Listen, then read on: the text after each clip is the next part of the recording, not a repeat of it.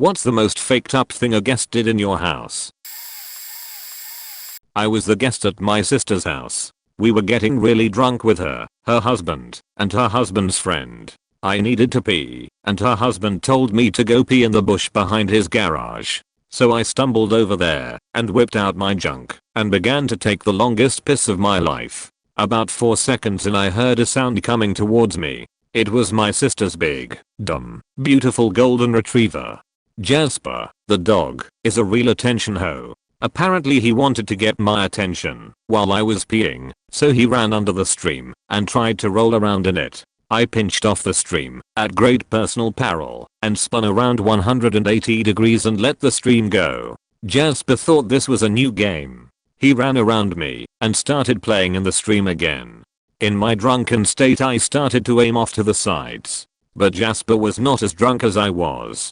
He reacted to my evasive maneuvers much quicker than I expected. He bit at the stream and frolicked in it until my bladder was empty. Then, with a big dumb grin on his face, Jasper ran back to my sister. I had to follow him and tell everyone not to touch the dog because he had just been playing water sports.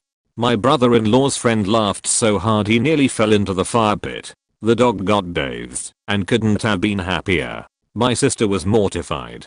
Her husband thought it was hilarious. Edit. Thanks for popping my Reddit gold cherry. Okay, so this one time I had my best buddy from elementary and middle school down to visit me from out of state. Awesome dude. Love having him around whenever I can. We went to visit my brother at his college dorm for some parties. Friend and I are both 21-22 at this point. Brother and his friends are 18 to 19. We hit the bars downtown, get abroad, and proceed to walk back to the dorms to crash on various couches. I stayed up till about 5 AM hanging out with one of the roommates because we'd had vodka Red Bull and sleep wasn't going to be possible for a bit. At right around 4:45 we hear running water from the kitchen and both wondered who was up. As we walk out into the kitchen we see out-of-state friend sleepily standing in front of the open refrigerator, taking a piss all over everything in there.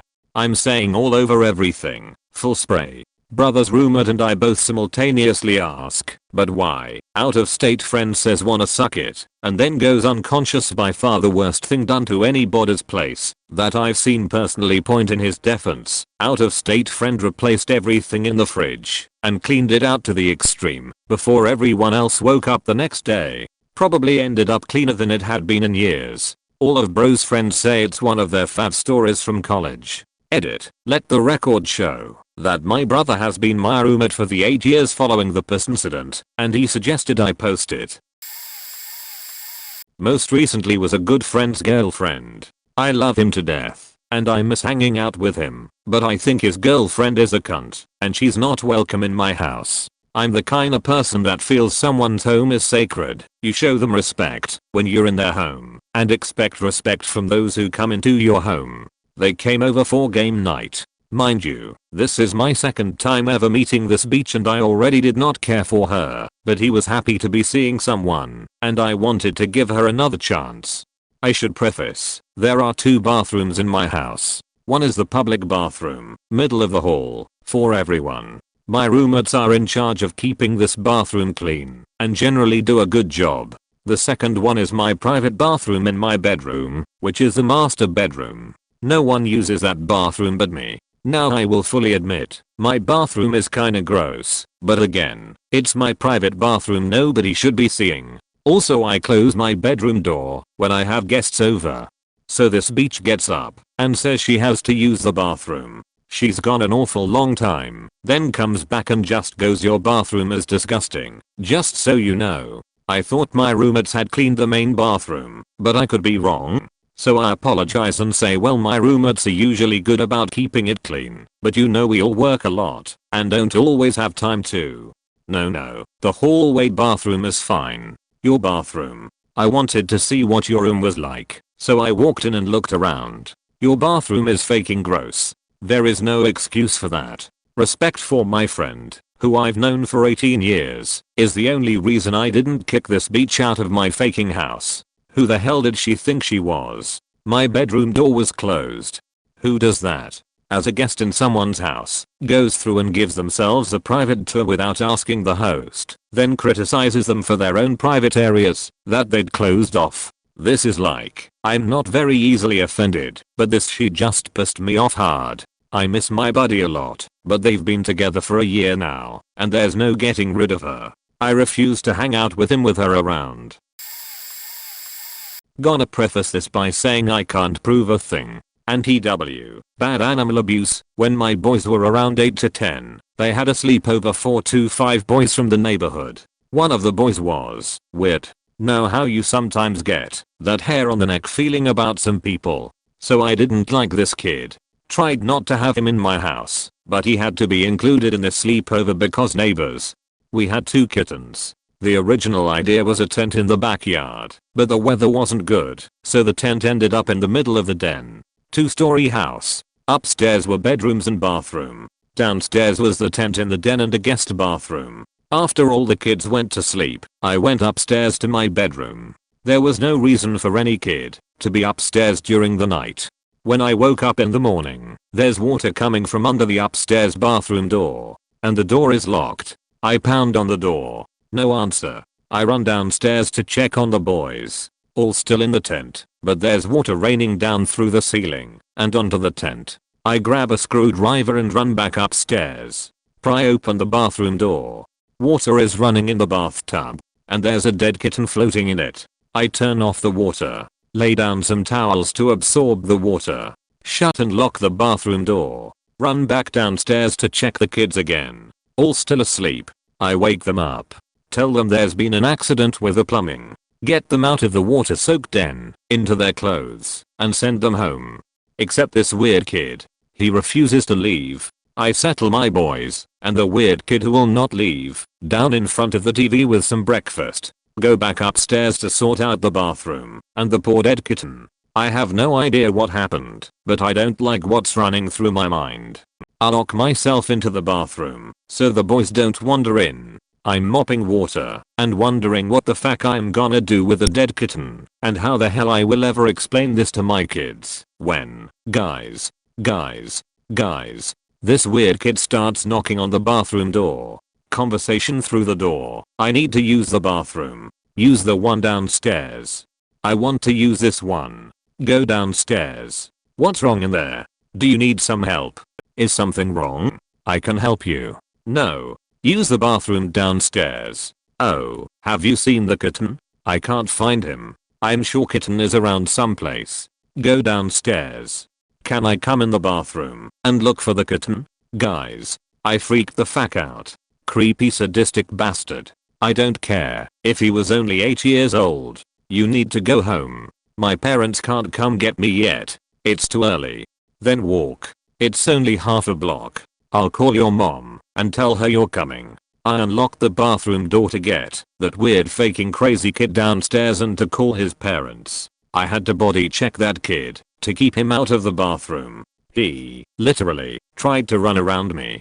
I think that faking kid drowned the kitten in the bathtub in the middle of the night. Left the water running because he wanted one of the other kids to wake up with the water coming down through the ceiling and find the dead kitten. When that didn't work, he tried to discover the dead kitten himself. I cleaned everything up. Told my kids that the kitten had gotten trapped in the bathroom and accidentally hurt himself. Thank goodness they were young enough to buy it. Had a kitten funeral later that day. I never let that kid in my house again. I didn't tell his parents anything about what happened because, frankly, his parents were as weird as he was. I'm waiting for the day I hear his name on the news and find out he's a serial killer. I have an 11-year-old cousin, we'll call her Jane, who came to my house, along with my aunt and uncle, for 4th of July last year to celebrate with us. Around 11 PM my aunt and uncle got tired and decided to head to bed. Myself, Jane, my friends, and my mom stayed up a while longer and watched Jane play with what was left of the sparklers. Backstory, Jane was a little shit the whole day. Screaming at her mom and my little sister, who is 14, tearing up our house, demanding we give in to her every want, whether it was the music being played or the food being cooked. She was just being awful, and no matter what my aunt or uncle or even my own parents did, she wouldn't calm the hell down. By 11 PM we were all tired of her, so we just let her play. A little later, about midnight, Jane goes into the kitchen, which leads directly to the backyard, where we were shooting fireworks. And there's a bay window that looks out, but if the kitchen lights are on it, while it's dark out the window, glares so bad you can't see out, you can only see in. Well, Jane grabs some orange juice out of the fridge. No big deal. But then my little sister walks into the kitchen and Jane doesn't move until she leaves, which prompts my mom to watch her. After my little sister leaves, we watch Jane grab the vodka. It's July 4th. Of course there's liquor, and fill half the cup with it, and the other half with odge. What the fuck? So my mom busts into the kitchen, and, after Jane denies she just poured herself a nightcap, my mother cop-locked her arms behind her, and pushed her to the guest room, and woke up her parents, to let them know what happened. My uncle patted her down, to find she also stole 3 cigarettes and a lighter from my dad. They left immediately the next morning. TLDR, as whole 11-year-old cousin tried to sneak vodka on the 4th of July, got caught with cigarettes also. So a few summers ago, 2 of my roommate's friends from his hometown came up to visit for a week to see the city. They live in southern Ontario. We live just outside Montreal. One of the guys I know pretty well. He'd visited before. The other guy I did not know at all. We'll call him Kurt from now on. So one night they were out doing I wasn't with them because I had to work in the morning, and at something like 3 or 4 in the morning I wake up to see Kurt walking around in my room. He then sits at the foot of my bed. I'm like, what are you doing? He mumbles something. Can't understand you, Kurt. I'm trying to sleep. He mumbles something again. Can you get out of my room, dude? I have to get up for work in a few hours. He gets up mumbling and leaves. This happens 2 more times. So I can't sleep anymore. This guy is freaking me out a little bit. So I get up and close my door. At around 6 AM I hear a knock. What? He walks in and says, yo, don't you have to go to work soon? Don't faking worry about when I have to work. Get out of here, man. I left for work early that day. Barely slept. He apologized when I got home. He must have been really out of his mind that night, lol. The other friend was totally fine. Saw him sleeping on the couch as I was leaving. Yeah, that was a strange one. So back in university, my friend invited this girl over, clearly with the intention of hooking up with her. We all had a few drinks and decided to go out. Halfway through the night, the girl disappears. So I ask my mate if he'd seen her, and he says she met this guy and wanted to hook up with him. I've given her my key to the flat. Was a little weirded out that he's just giving our flat key out, but hey ho. An hour or so after, I got bored and decided to head back home. As I'm walking into the complex, these 2 guys were leaving laughing between themselves. Thought nothing of it and went back to the flat. The girl was sat downstairs acting really weird. She had also gone into my closet and dressed herself in my clothes. Again, thought it was a little weird. Was too drunk to care, so went to bed. Wakes up next morning with my flatmate screaming at the top of his voice she has sheet in my faking bed. Get up to go and investigate, and lo and behold, there is literally sheet marks all over his bed. She'd left at this point, so he rings her and asks what the fuck happened. She embarrassingly admitted that she was hooking up with this guy and his cousin in my flatmate's bed when one of them put it in the wrong hole. Long story short, sheet went everywhere. These 2 guys noped the fuck out. Can't say I blame them, and left. She grabbed the nearest thing to her, a pair of their boxers, and madly tries to clean the mess she has made, whilst also going into my closet and dressing herself in my sheet, as her clothes were pretty ruined by all this. Well, that's pretty bad, I hear you saying. It gets worse. Later that day, my flatmate cooked and ate his dinner. Just wanted some chips as he was hungover. After he'd made his food, I went to put something in the oven and there was something in there. This fkin girl had basically heard me come into the flat the night before and still had a sheet covered box as she was trying to clean the sheet within her hand. In an effort to save face, she just shoved them in the nearest thing to her. Our oven. TLDR. Girl has 3-way with guy and cousin in flatmate's bed. Sheets all over the room. Steals my clothes and hides sheet covered boxes in our oven. When I was 19 I begged my dad to have a Halloween party at his house. He regrettably agreed to it on the one condition that he could be there. Now we made a Facebook group for this thing, and this being my first party I've thrown, I invited everybody. I even went as far as to invite my 20-something-year-old friend Zach and told him he can bring his MMA buddies on the condition that they help me out by acting as security. Which worked out. The cops did show, but they were able to round everyone up and make them go upstairs. A lot of us were underage. The police left and the party continued. Now fast forward maybe 2 hours. These guys had devolved by that point. Come to find out they were on clonopin as well as the copious amounts of dubra they brought. I know. Basically, by the end of the night, they'd lost one of their friends. One passed out in the bed of my father's truck, another on the front steps, and that left Zach, the one of them that I knew, and their leader, still going strong, lost in my pitch black garage tripping over everything. I found out he was in there when I heard a loud bang. It was him knocking over my dad's Harley which he'd been rebuilding. So immediately I go to investigate and find this man. I get him inside, kinda half carrying him because he was gone. He finally snapped to it, and when it got to the point where he was begging my father to rattle him, we decided it was time for Zach to go. So we brought him outside, sat him down next to his friend on the steps, and went to bed. They were all gone by the time we got up. Here's a great story from the end nobody expected. I was the guest. In high school I had a weird friend. I was pretty much his only friend, so we hung out a lot, played magic video games, etc. His family invites me out to Golden Corral. I say sure, who not? Free buffet, right? No downside. So we go. I get some BBQ. I believe it was pulled pork and a few sides, tons of carbs and whatnot. I was thrilled.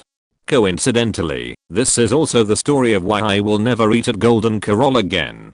On the ride home, it begins. My stomach starts gurgling. I feel it. I know what's coming. Optimistically, I thought it would slowly build, so I could handle it at the house. I was gravely mistaken. A series of traffic and red lights prolonged the car ride back to the house, and my situation only got worse. The gurgles turned to pain stress in my bowels. The gates to kingdom come were close to bursting. Only my position in the seat kept the portal closed. It took all of my willpower to hold it in. The parents must have known, because they asked if I was okay. I played it off and told them I just needed to use the bathroom. We arrive at the house after what feels like eons. I walk out and the pressure is enormous. I'm essentially walking while trying to hold it in. I must have looked like a freaking penguin. It was bad. Now, I want to note here that my clothing is super casual. I'm in boxers and gym shorts. Very loose clothing. As the front door to the house is unlocked, I casually and quickly try to make my way to the bathroom. I'm eternally ashamed to say that I did not make it. I feel the leakage start. I abandon all hope of stopping the damage and focus on getting to the bathroom as soon as possible. I get in and close the door, and thank God I did so, because the torrential mudslide coming from my nethers was already seeping down my leg and to my socks. I sprint to the bathroom and throw off my shorts. They're beyond saving. I sit down and feel a little wet squish as I do so. There goes the toilet seat. I unleash hell on the toilet. The deed itself took little time, but the damage was done. A neat little chocolate trail followed me from the bathroom door to the toilet. The seat itself was absolutely smeared. I myself was basically a giant poo sponge paint from my ass to my thigh. I was mortified. I think I spent a solid hour and an entire roll of TP detailing the bathroom. I wiped the floor, the seat fac. I even went into the hinges of the toilet cover to make sure no trace of that meal remained in the bathroom. I promised myself I would take this story to the grave. I proceeded to go commando, and after washing what I could from my gym shorts and socks, I leave the bathroom, announce I'm not feeling well, and hightail it out of there. I trashed the boxes, and I didn't speak a word of this until about 5 years later, in college, to my best friend. And now here I am, telling the whole internet. TLDR got invited to Golden Corral, decided to create my own chocolate fountain in my friend's bathroom afterwards. When I was about 7 years old, I had a friend visit for a sleepover on a school night. We were made to promise to go to sleep at bedtime so that we could get up and go to school in the morning. After the lights were out, she would say something about every 2 minutes or so to make sure I wouldn't fall asleep. Then, about half an hour after she heard my parents go to bed, she suddenly needed me to escort her to the bathroom, which was directly across the hall. When we got there, she locked the door, removed her clothes, and quoted her lack of clothes as a reason why the door needed to be locked, followed by opening the baby powder shaker lid as wide open as it would twist, and puffed the powder out in front of herself into the tiny room. When this didn't produce enough powder to coat her butt, she started smacking the still open lid against the countertop in an effort to break it open. In quick succession, I realized her nakedness was no longer the primary issue, let myself out, and brought back my mom. By the time I returned to the bathroom, the fuchsia bath rug appeared white in its coating of baby powder. The room was a winter wonderland of baby powder. To hell with the time of night. This girl's parents were immediately called to come and get their child out of our home. Mom closed up that bathroom for the rest of the night. My brother and I were restricted to using another bathroom until the mess had been cleaned up. Ultimately, my mother cleaned up the powder while we were in school the next day. I was not allowed to spend time with that girl anymore, and every soft item, rug, towel, washcloth, etc., which had been in that bathroom that night was never seen by me again. Not a party, but regular house guests. There are two categories of them in this world: those who are grateful to see you, and those who think you should be grateful for getting to see them. This brood counted themselves amongst the latter. They were my ex-girlfriend's family, consisting of one mother, one grandmother, one aunt, one uncle, and one demonic child who may have finally ended up murdering all those pukers, like I imagined he probably would someday. They whirled into town because said ex-girlfriend had an event, and whenever she had an event, some massive section of her clan would descend upon the city to offer all of the moral support. They arrived while I was still at work. The girlfriend, she texted me and I cringed, knowing the results would probably be bad. And when I finally got home, holy shit were they. The living room was already destroyed. Completely destroyed. Furniture had been dragged away from the walls and repositioned to offer a better view of the television set. The coffee table was covered in detritus, food wrappers, water bottles, wine glasses. The books I normally kept stacked there had been knocked over onto the floor, where they remained in a pile of chaotic mockery. Blankets had been pulled from every cranny and draped carelessly over whatever could hold them. The demon was sitting on one of the armrests of my easy chair, which was admittedly cheap and could not handle the strain, and had subsequently pulled the armrest from the rest of the body. Someone said hello to me, and I couldn't handle it. I smiled as politely as I could and retreated to my office for the remainder of the evening. No one noticed me go, and later on I could hear the yelling and panic from the other room as someone knocked over a bottle of red wine and spilled its contents across my living room floor. Then they loaded up a movie and proceeded to argue about whether or not it was appropriate for the demon. It was Bridget Jones's Diary. I spent the whole evening in that office, listening to them annihilate small pieces of my apartment through a mixture of hubris and strange entitlement, not leaving until I could be absolutely certain they were on their way out. When I finally emerged, the room looked as though it had been ransacked by a gang of drunken teenagers. Someone had ordered Chinese at some point, so now my kitchen was stacked full of filthy plates and leftovers. The trash can was overflowing, but no one had bothered to replace it. There were noodles on everything, the furniture, the tables, the sink, everything. The guests, upon witnessing this carnage, were content to simply leave. My ex's mother leaned in close, drunk, and whispered, "It looks like we made a mess. Sorry," before escorting the grandmother from the door. I was livid, but the ex wasn't prone to taking my side on these things. So I took photos of the whole thing and emailed them to my friends, so I could at least share my contempt with friends. A couple years ago, an aunt and her family from Norway came over for the summer. TBH, one of the worst summers of my life. All 4 people, my aunt, her husband, and 2 kids, they were adults, but in their 20s or so, would constantly be outside smoking, making each other smell like cigarettes and the house smelling like them too. One of the kids never showered for some reason, so it smelled like a rotting can of herring whenever you were around him. My mom had him shower once, but it didn't even help at all. I think he was also a furry, because he had a risque renom tattoo on his leg, but that part doesn't really matter. But the real issue I had with them has to do with the kinda shit my older sister had to deal with during that summer. At the time, my older sister and mom were going through a rough patch. She's fresh out of college at the time, 22 years old and a very responsible person, but my mom was adamant of having her always come back from a night out before midnight.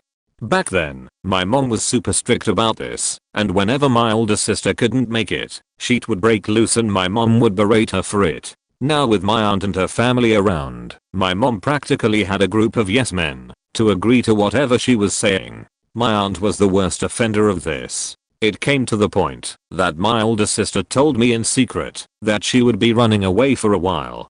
I'm gonna be honest, I didn't blame her for it. Being the oldest, she had to deal with a bunch of bullshit, especially during this summer. Being the male middle child and the so-called next man of the house, my mom for some reason treated me better in some aspects, even though I don't really deserve it. So the same afternoon, she packed her bags and left. My younger sister, who wasn't told by my older sister what she was doing, came to me crying, saying that my aunt had seen her with her bags, leaving the house. The rest of the night, I had to play along and try not to let it slip that I knew. The worst part of this is that when my older sister ran away, my aunt was practically saying that my older sister was a piece of shit and a bad daughter anyways. Hell, when my dad tried to defend her by how do you even know that, my aunt just tells him trust me, I know. Excuse me you Norwegian piece of shit, my dad helped raise her. How the hell do you know what kind of person she is? Jump cut to a few weeks or so. To be honest, that time was pretty blurry. I don't remember how long she was gone, but it felt like a long time. My older sister is back. She and my mom sort of made amends, but I just couldn't look at my aunt in the same way. That summer ended on a very sour note, and I was glad when those fakers hopped back on a plane. Hell, every time she and my mom have a video chat, I have to fake liking them. I normally just leave the room, though. TLDR I hate my aunt and her family for being a main cause of my older sister running away for a bit. And the fact that one of them smelled like rotten fish at this point. I don't even know if I answered Op's question properly, but fuck it. I needed some way to vent today. Once, when I was a teenager, my maternal grandparents came to visit. They live some 700 miles away, so this was pretty much the only time they visited us. We visited them every summer and made frequent calls, wrote, etc. We were not estranged by any means. The week leading up to the visit, the entire family worked like crazy, cleaning, mowing, making repairs and generally spiffing up. When they arrived, Grandpa wondered loudly where our garden was. They grew virtually all their produce, and Grandma wondered why we had curtains instead of blinds, because why do we need a reason? That's why. The very next day, Grandma found a furniture store and dropped several grand replacing our comfortable and not at all worn out living room furniture with the ugliest rock hard futons in existence. Oh, and blinds, including mounting hardware and new curtains to go over them. And yes, they had the movers haul the old furniture away. While all this was being installed, Grandpa went down the road to a U-pick farm and brought back, I shit you not, 500 pounds of red grapes, so that we could make grape jelly. Literally none of us in that family like grape jelly. We spent the rest of their visit canning grape jelly. My job was to hand crank the process thingy to squeeze the juice out, then scrape out the skins and seeds. The acid from those grapes made my hands swell, crack and eventually bleed. Grandma also took it upon herself to buy all of us kids real haircuts at a salon and decent school outfits. Mine was a light lavender pantsuit, plus a pale turquoise ruffled blouse, and matching rayon slacks. I was 14, by the way, and the entire rest of my closet was black. Never considered myself goth, just lazy. Black goes with everything. Also, this was the 90s, not the 70s. And while we all got unasked for makeovers, Grandpa painted our kitchen, including painting over our cupboards, because the dark wood was gloomy and the wallpaper was loud. New color? Dead canary yellow.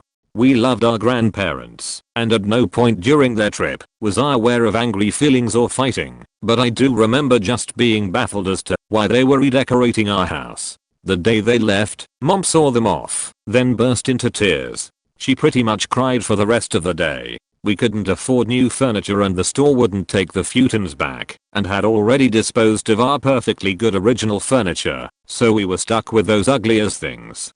The thing that made it possible to lay them down like a bed broke within a month on both of them, so Dad had to attach brackets to permanently lock them into sofa mode to even make them safe to sit on. We left them behind when we moved. We also left 100 jars of grape jelly. Wonderful people, but that visit stands out in my memory as the time Grandma and Grandpa did everything possible to make our entire family feel like shit. My 20-year-old niece stays with me when she's home from college. She came in with her boyfriend at 10 AM one day when I was home from work. She came into the den and said, "Oh hi, didn't know you were home." And I said, "Yeah, sick day." I was obviously awake. They go into the front living room to watch TV. About 10 minutes later I got up to go out that way to get a phone charger and I hear slap fap fap fap.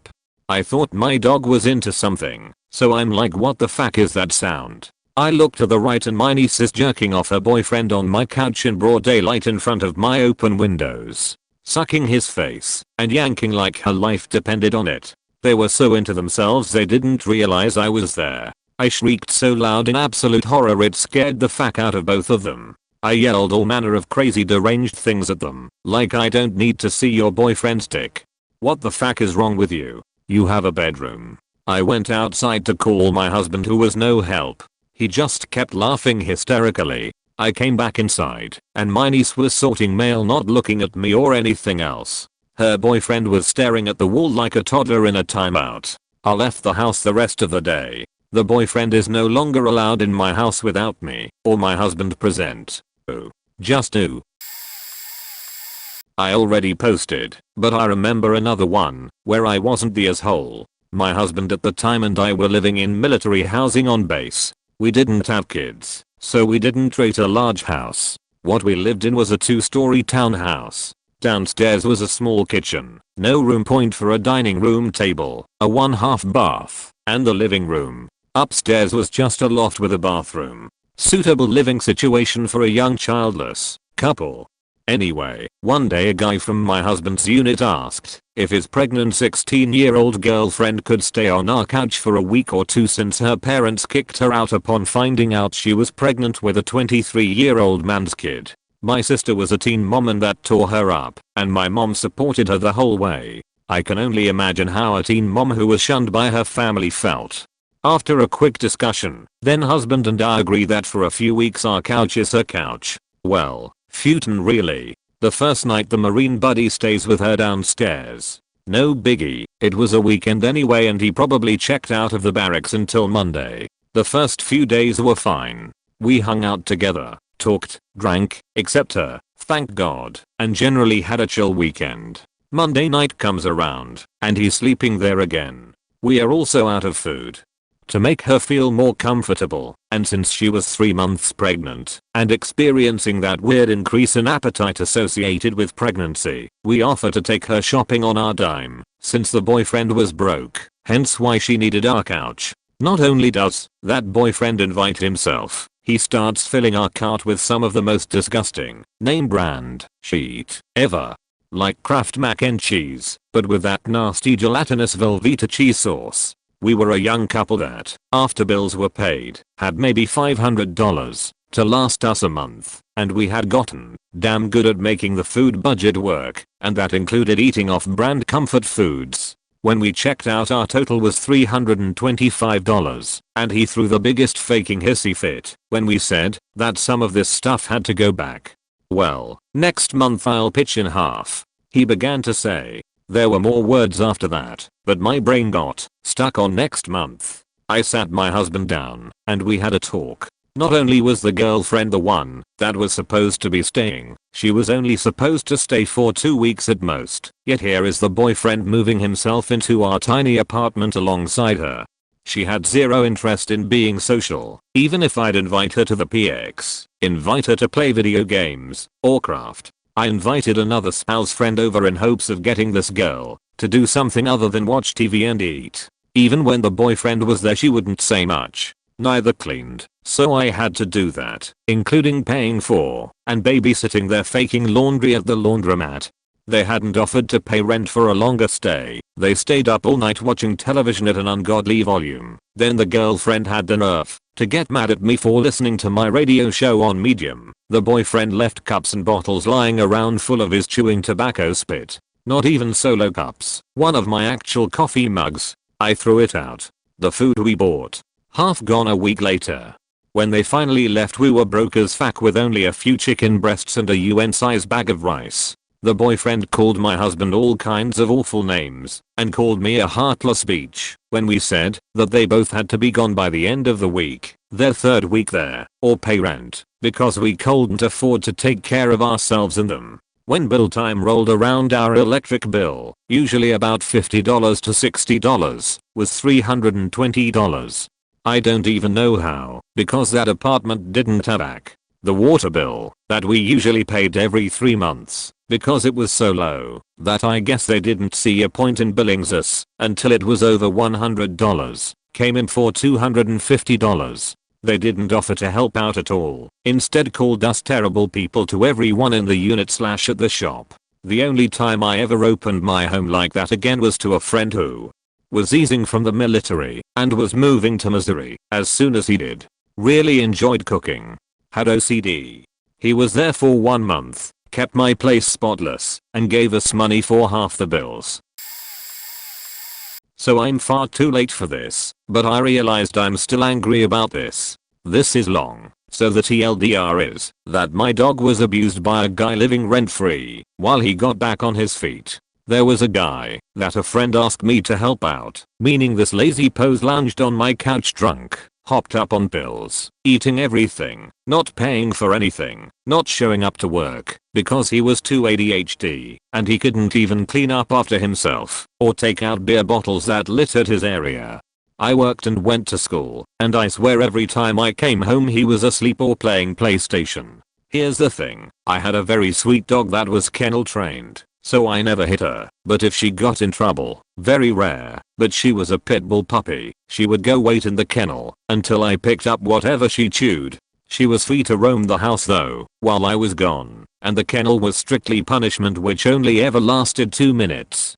She was very well potty trained and had accidents only while training. This asswipe was locking her up and hitting her when she made noise, never barked or whined, just unclipped tail hitting the kennel. I didn't know this the first few times, but one day I got stuck at work and I asked him to feed her and let her out as I wouldn't be home in between work and school. At this point she's apparently been locked up for 6 hours, and he just gives her 2 hot dogs through the bars of the kennel instead of letting her out and feeding her dog food. Of course, that didn't sit well, since she never had it before, so, his words, she started crying, and I told her to be quiet, and 10 minutes later she shit everywhere, so I put her outside. I still have another 6 hours away while this is happening. But I come home, and the entire kennel is out on my balcony covered in diarrhea, as is my formerly white dog. She is crouched in the corner as far from the messiest spot as possible, crying. First time I ever heard her make noise.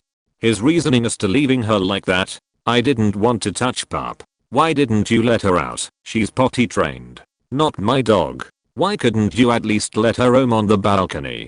That's where I smoke. I let her out to go potty, cleaned her paws, so she could go inside for a bath, and I see her duck around him with her tail tucked. I asked what he did all day. He slept and gave her 2 hot dogs. I asked if he hit her, and I find out that as soon as I left the house, he sends her to the kennel, which she goes to on command and stays, even if you don't shut it. But she didn't listen, didn't go fast enough, so he spanked her, and when she ran from him, so he hit her a few more times and threw her in the kennel for 12 hours. She kept moving around and keeping him up, so he spanked her for that, but that's it. It wasn't that much. I freaked out, but I tried to keep a level head and went to wash the dog.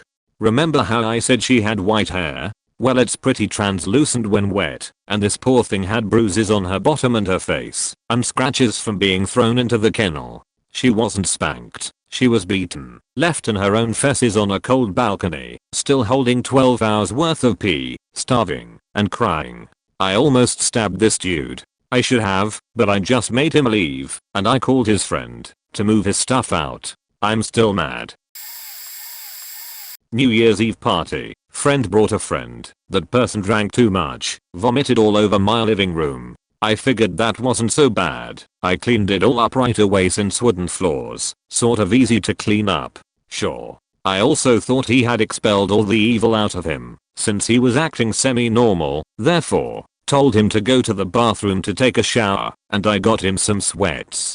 After some time, I heard these weird noises coming from the bathroom, like tinging. I knocked and asked how he was, and was met with a weird Shakespearean response, and to my guests and mine amusement he would only respond to Shakespearean bullshit. When I got the door open, I found that the noise we heard were tiles falling to the bottom of the tub. He then proceeded to rip the tile off my bathroom walls in the shower stall in an increasingly angry fashion, because he couldn't rip the tiles off the wall quick enough. I tried to calm him down, but he then proceeded to throw punches at me with the tiles in his hand. He was drunkenly flailing about, throwing these weird punches I couldn't deflect, that he knocked me in my mouth, and chipped my tooth. At that point, I finally had enough and set aside my calm demeanor, and put him in a chokehold. Got him dried up, and dressed and put him in the guest bed. Woke up the next morning, and I made everyone breakfast. He apologized. $500 tooth repair, $1,200 tile work. I never heard from him again, and I'm okay with that. TLDR, friend of a friend at my party, spews forth evil viscous all over my wooden floor, proceeds to only communicate in Shakespearean, gets angry in shower and rips tiles off wall, throws punches a la drunken master style and chips one of my teeth. Maybe 10 years ago my twin brother and I had a birthday party at a pizza pub. We had about a dozen friends there, and one friend stumbled and drunker than I've ever seen. He was hitting on the girls, slurring statements of adoration towards the guys, and making a scene. Since none of my friends knew what to do, I left my own party early and took him back to my apartment. I was honestly afraid he wouldn't get home, or he'd kill himself doing something dumb. In my home, he puked in my sink and broke my garbage disposal by running it after knocking a shot glass down the hole. Then he cleared his mouth by spitting in some glass candle holders on my table before passing out on my bed and leaving a puddle of puke-stained drool on my pillowcase and sheets. My now wife, then girlfriend, was a missionary living in Papua New Guinea. For gifts, Christmas, birthday, etc., she couldn't just shop at the local store. This was before Amazon and online retailers had really taken off, so she bought tribal masks, weapons and other Papua New Guinea art, and sent it to me. My room at my apartment was decorated in it. When the drunk friend woke up he looked all around my room and got wide-eyed. He belligerently yelled, "Am I in Dumbledor's castle?" Yes, I know it's Dumbledore, disaster. Remember that party? One of my friend's brother's friend was over at his house and pissed all over the basement floor on purpose. He was a fat annoying fack that basically was a nuisance to the entire school until he moved. Because he was so popular, he had a following that would be as douchey as he was. I got the worst bullying at that time he was around, to the point that I planned a date and way to kill myself. My friend foiled it though, because he told the guidance counselor, who called my mom. I thought I was gonna be in trouble, so I was crying my eyes out. My mom picked up at work, crying, and got home before me to throw out the rubbing alcohol. My plan was to hold a rag of gasoline over my nose to numb the pain, then chug rubbing alcohol. Thank God for them, but I still am deeply depressed and contemplate painless ways to end my suffering on the face of this earth. All of the people that bullied me then have turned around and been way nicer to me except for my friend's brother, the one mentioned way earlier. I wore a white shirt once, and he called me a marshmallow because I'm fat and white. He won't talk to me because I'm weird, and will get into conversations with my friends and tell them not to talk to me, which some of them go along with. I wish I could find friends that wouldn't go along with it, but this kid is well liked. I don't even know why he picks on me still. I just want to be friends. Sorry, I'm rambling. This will probably just get buried, as most of my other comments do. But it feels good to write all of this, even if nobody hears my plea. What is my plea, you ask? My plea is that you younger people of Reddit don't single someone out. We're all on this earth struggling at some point and you don't know how it affects people. I present to you, in its internet debut, The Legend of the Sheeting Ghost. My junior year of college, I lived in a university-owned townhouse with 5 other girls. We had 1.5 bathrooms, half bath downstairs, full bath upstairs. In the upstairs bathroom, we had a small communal bin for hand washing clothes. One Friday night, a roommate who was a fellow dance major, let's call her Sam, soaked her toe pads because they needed it. I was one of the first people up the following morning. There were optional ballet classes to take and professors to suck up to get valuable insights from. In the process of getting ready, I noticed 2 things. 1. The water in the hand wash bin was really murky. Opaque murky. I thought nothing of it other than, damn, I guess Sam's toe pads did need washing. 2. Annoyingly, someone had left her coat spread out across our entire couch. One roommate, Ellen, had gone to a party the previous night, so I figured she'd gotten smashed and just left her sheet wherever. I was surprised, because Ellen was generally a courteous person who could handle her alcohol, but there wasn't time to worry about it. When I got back from class around noon, Ellen was just about to hop on a bus to a city a couple of hours away to spend a day with friends. She seemed alert and not at all like she could have downed enough alcohol to leave her faking coat on the couch. Sam and another roommate, Sydney, were downstairs talking to her, and when I came in, they turned their attention to me to ask if I knew what was up with the dirty wash bin. I thought that was just your toe pad water. That's what I thought too. Sydney chimed in. Oh. My toe pads weren't that disgusting. Anyway, I woke up Lauren, another roommate, who did not appreciate being awakened, to ask her if she knew what it was, but she didn't either. Ellen left and Sam and Sydney worked up the courage to investigate the mysterious contents of the bin. Apparently, there were chunks. It looked like someone had tried to rinse out the bin after her mistake, but only got as far as filling it with water. When Sam and Sydney carried the full toxic sludge bin to the toilet with the steadiness, strength, and overwhelming solemnity of palperers, they admitted to smelling a sheet-like odor. Paschetti, did you have to get up to use the bathroom last night? No, course. It looks like someone shat in the hand wash bin. Well, I guess it was Ellen. She went to that party last night, right? And she didn't get back till after we'd all gone to bed. And she left her coat here all over the fucking couch. Which is weird cause she just left and didn't take her coat with her. Only then did we inspect the coat more closely. Looking through the pockets, we found 1. An iPhone that displayed a Facebook friend request from Ellen and then promptly died. 2. A wallet bearing a driver's license with a name we didn't recognize. And 3. A pack of Newports. Some Facebook research revealed that the girl went to a nearby college. I decided to message Ellen to update her on the situation. Hey, do you remember bringing a friend home last night? Some girl's coat is on the couch. Oh, a friend walked me home. I'll get the stuff to her next time I see her. Did you guys ever figure out what was up with the wash bin? Someone shat in it. That's a joke, right? Nope. We've got it narrowed down to 2 people who would have been awake when it happened. My friend was drunk last night, but she only used the bathroom downstairs. I waited in the kitchen, literally right next to the downstairs bathroom, so she would have known if the girl wandered elsewhere and then saw her out. I don't think she went upstairs at all, but I suppose it's a possibility. So, to recap, it was not Lauren, Sydney, Sam, our 6th roommate, or me, because we were all asleep. It was not Ellen, because she was too lucid to have done it. It, maybe, could not have been our guest, because Ellen kept tabs on her the whole time she was using the bathroom. It appears that, as always, truth was stranger than fiction. We have no idea how our guest got home, especially without a coat. This was December in the snowbelt, for fact's sake. No man shall ever know the true sequence of events that night, and the mystery remains, maybe partially, unsolved. TLDR, a ghost guest shat in our tub. My birthday is on New Year's Day, so I used to throw a party on New Year's Eve and get trashed with my friends.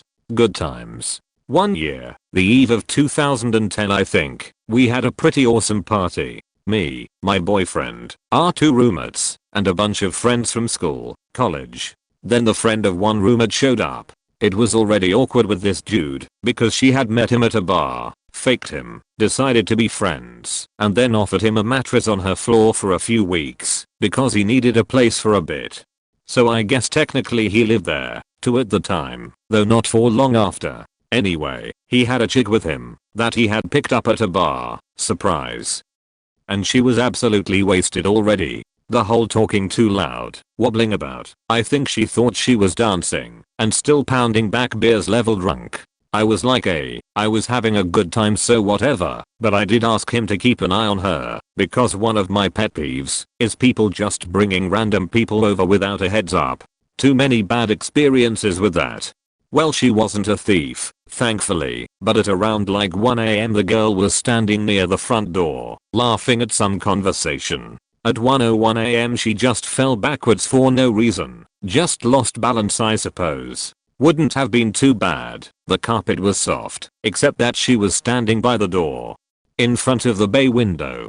Miraculously she wasn't hurt, and thankfully we were on the first floor, but the window shattered immediately. Kinda put a damper on the party tbh. Dude paid for it to be fixed though.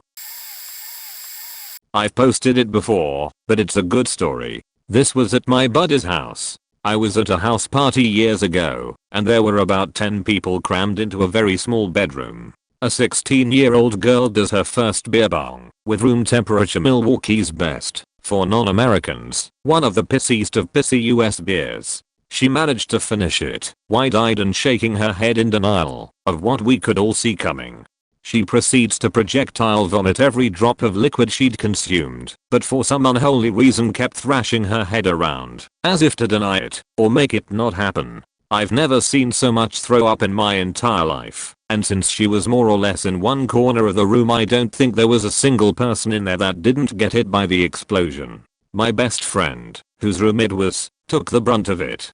The initial blast took the poor faker directly in the face. I managed to curl up into a terrified little ball and only had the side of my arm and leg hit. It was just the worst puke ever. This kid had to take at least 2 deep breaths in between puke geysers. Blaga blaga blag, inhale. Blaga lababa, inhale. Bledge dribble. Cow cow cow sob sob. It was an amazing, horrible thing to witness, like I imagine a poison gas attack would be.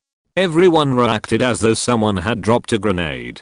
Some tried to flee, literally climbing over one another and jamming up in the doorway trying to escape at the same time. Some, like myself, just sort of hit the deck and prayed they would be spared. It was a goddamn war zone of bath afterwards. Furniture had to be thrown away. A GameCube was destroyed.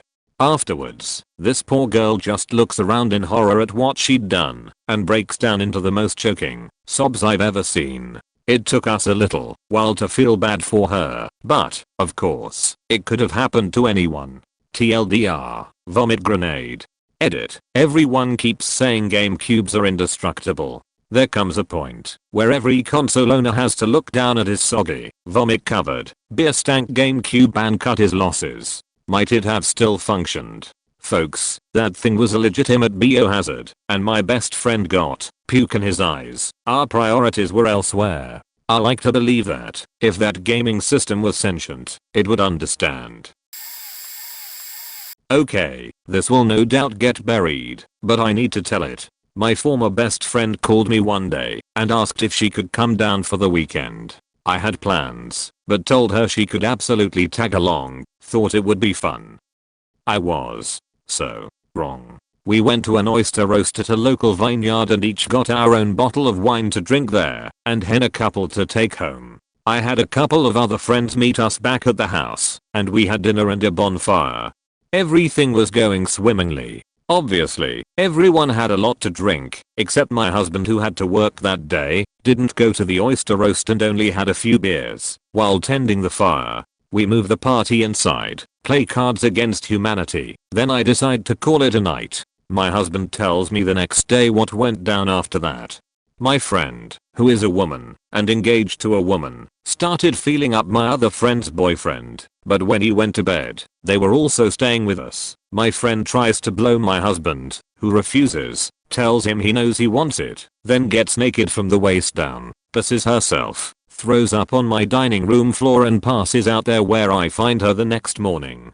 Fast forward a week. After much apologizing, she sends me an email saying how she feels like she had sex that night and feels taken advantage of, but will never have any proof of what actually happened. I immediately ask her if she's trying to say that my husband had sex with her without her consent. And her response is, no, that's not at all what I'm saying, but that's exactly what she said.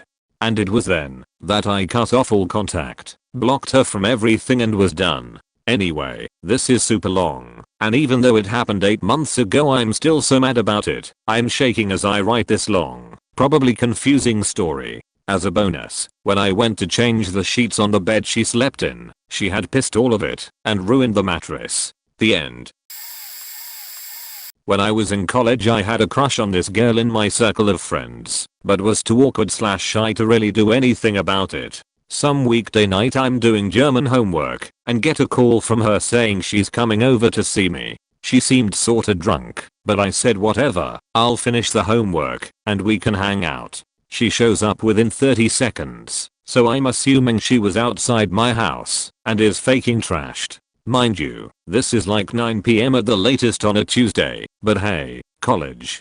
We go to my room, and I'm just like, hey, I gotta finish this homework real quick, but then we can do whatever. She keeps pulling me back towards the bed, but is wasted, and keeps falling over. I got her to lie down, and finished my work. In the 10 minutes that passed, she was stone cold out. So I went downstairs, hung out with my roommates, and then came back to go to sleep.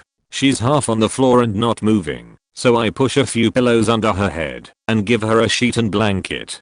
Somewhere around 2 AM I wake up to what I think is running water. Nope. Girl has propped herself up on the wall of my room and is pissing like a drunken racehorse. She got her jeans down, sort of, so she pissed on them and my wall and carpet. I knew there was no stopping that train, so I just laughed for a little bit and rolled over and went to sleep. I woke up the next morning with her sleeping next to me in piss-soaked jeans. Obviously she didn't remember a thing. Sorta lost my crush on her after that one. A previous lodger/longtime friend of my partner invited her mother to stay a few years back. She okayed it with us first, and we were all good. We were due to be away for most of the time that she'd be staying anyway. We get back from our holiday and start unpacking, etc. Partner goes for a shower. A couple of minutes later, and I hear a scream, so I go running to the bathroom. Lodger's mother had just barged into the bathroom while my partner was showering. This is kinda faked up in its own right, but what made it even worse is that she was supposed to have left well over a week ago when her daughter had gone on holiday. I ask her what the fuck she thinks she's doing / why she's still here, and she mumbles some half-assed excuse about her daughter saying it would be fine. I immediately call up said lodger and ask her why she thought that would be okay, and she had literally no idea her mother was still there. Turns out that before she left with her daughter she'd cut a new set of keys to my house and then snuck back after they left together. I'm losing my sheet. Lodger calls her up and loses her sheet. While they're having this massive blow up argument on the phone, my partner has recovered from her initial shock and gets up to go and make a brew. Phone conversation ends and mother comes storming out hissing about, why did you have to tell lodger I was still here? She's so mad at me. You have to fix this.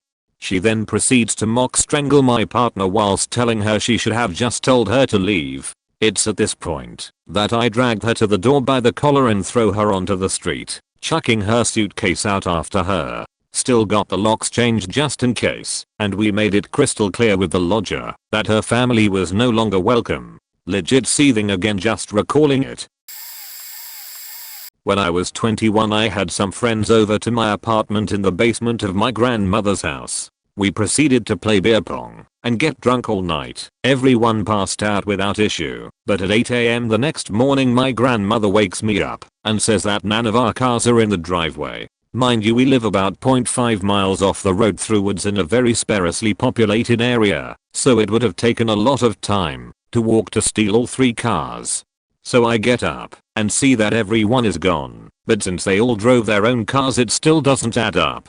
I start calling them, and the first 3 have no idea the cars were still there when they left. Finally call my 4th friend, and no answer. Call again, and I get the foo button.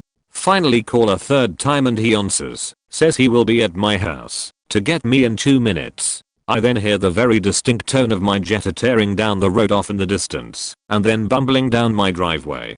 Him and 2 other friends say hi, and he apologizes for taking the cars, but tells me that I won't believe what he did. We drive out to the road again, and about 2 miles down I see skid marks, followed by tire tracks way off into a muddy field. Off in the distance is his 80s Nissan Sentra, fully stuck up to the doors in mud. Attached to that by a long rope is our massive Chevy dually truck, also stuck but just to the axles. Then attached to that by a chain is my grandmother's diesel Suburban, not stuck but damn close. He apparently tried to whip it real hard around this turn on his way home at way too high a rate of speed and flew off into the field. Then walked back and took both trucks in an attempt to pull it out, but failed both times. Then came back for my car to go home and get longer ropes and friends to man the vehicles. 4 hours later they are all free, but he destroyed the brakes and rear axles on both trucks and ended up paying close to $3,000 repairing everything. A month after this, he got a DUI for smashing through a roadside barn shed selling establishment, smashing 7 sheds, and falling asleep inside his car lodged inside the 8th barn shed. Cops found him without his pants on. Last I heard he married a woman twice his age, and she had 3 kids, the oldest of which graduated a year after him. I have 2, oddly similar, stories. Brought a few not too close friends back to crash at my place after a night out while at university because they lived on campus, which was at the top of a damn big hill and the bus service had long since ended. Poor students, so a taxi was out of the question. In the morning I woke up with the regular post-night out urge to piss like a racehorse and found the toilet bowl was filled with plastic. On closer inspection it was the wrapper that our bulk rolls of TP came in. On closer inspection still, and fortunately before I removed it, I noticed it was smeared in sheet. So one of them had gone for a sheet, realized there was no paper on the roll, and found the next best thing to use, then left the offending plastic wrapper in the sheeter. Possibly vaguely understandable, if it weren't for the fact that the cupboard they found it in also contained a considerable number of fresh rolls of TP. I did not invite them back.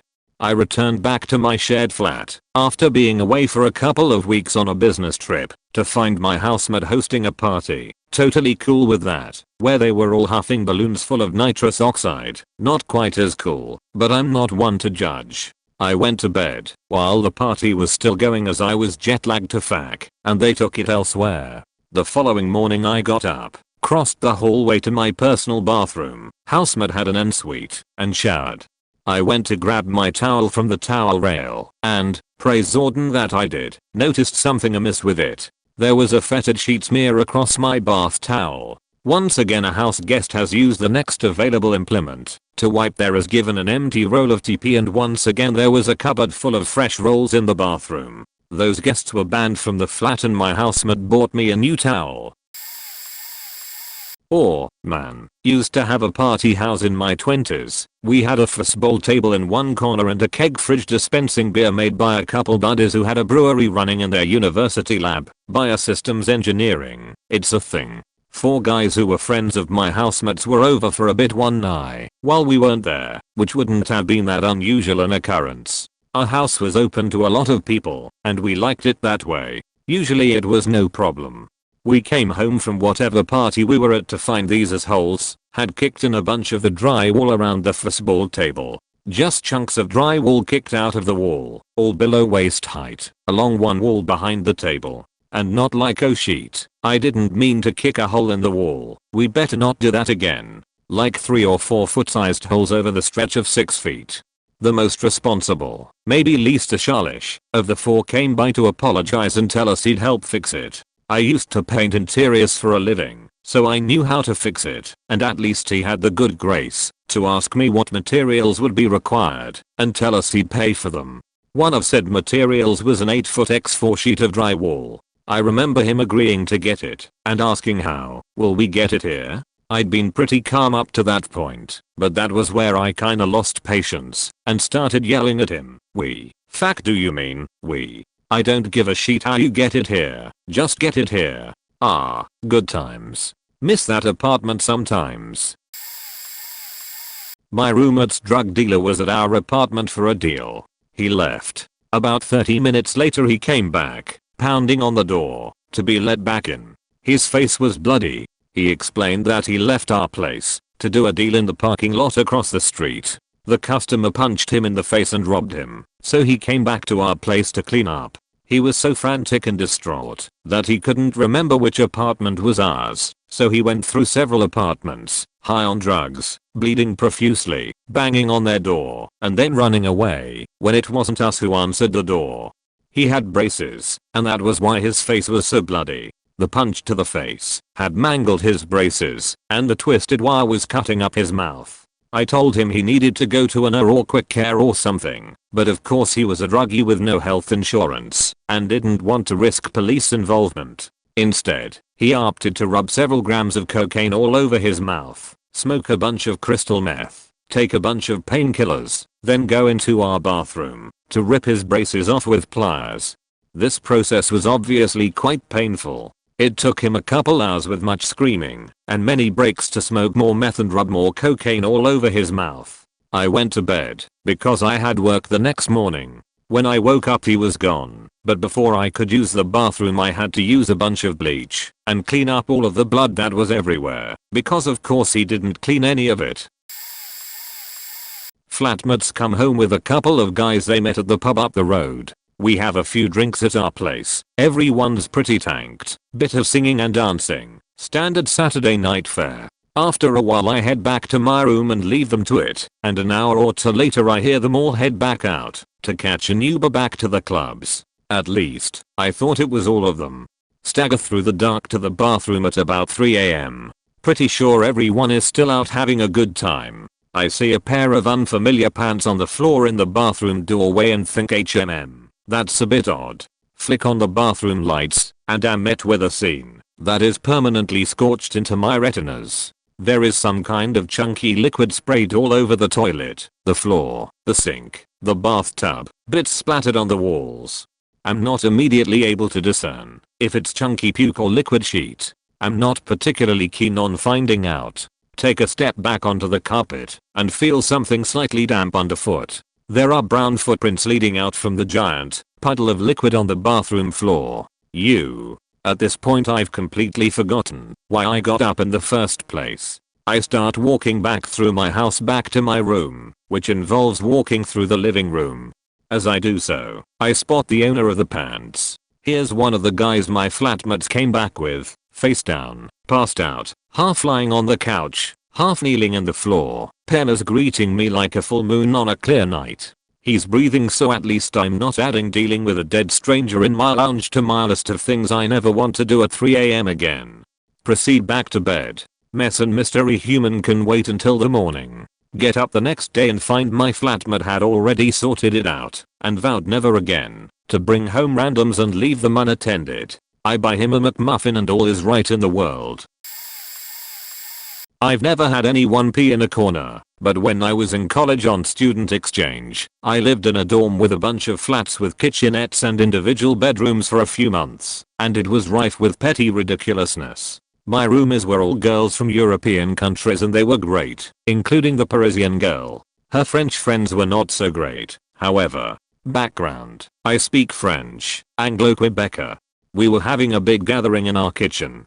There were a bunch of French girls there visiting my roomie, and there weren't enough chairs, so I was sitting on the counter. This was really uncomfortable in my tight jeans, so I went and put my PJ pants on. Later I went back to my room, and as the French girls were leaving I could hear them talking in French through the wall, making fun of me for putting my pajamas on while I had guests. like I was the rude one.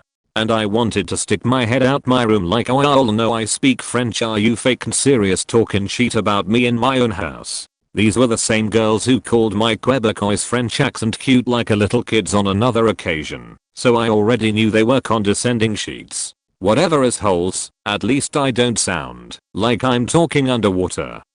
But my roommate was nice, and I didn't want to embarrass her, so I didn't say anything. Oh man, my ex had some stupid faking friends. I have 3 stories. 1, let's call him Will. He had just had some kind of eye surgery similar to LASIK but not really. The recovery time was a bit longer. He apparently had to rest and not use his eyes for 5 days after the surgery. So we put him up in our guest room, and since I was unemployed I basically took care of him. Brought him food and water, and left him to his thing, which was mostly talking to his underage girlfriend on the phone. After he left I went to wash the sheets like I always do after a guest stays, and found them faking riddled with cum stains. I told my boyfriend to pick up some new sheets on the way home and just threw that sheet away. Control your spunk, dude.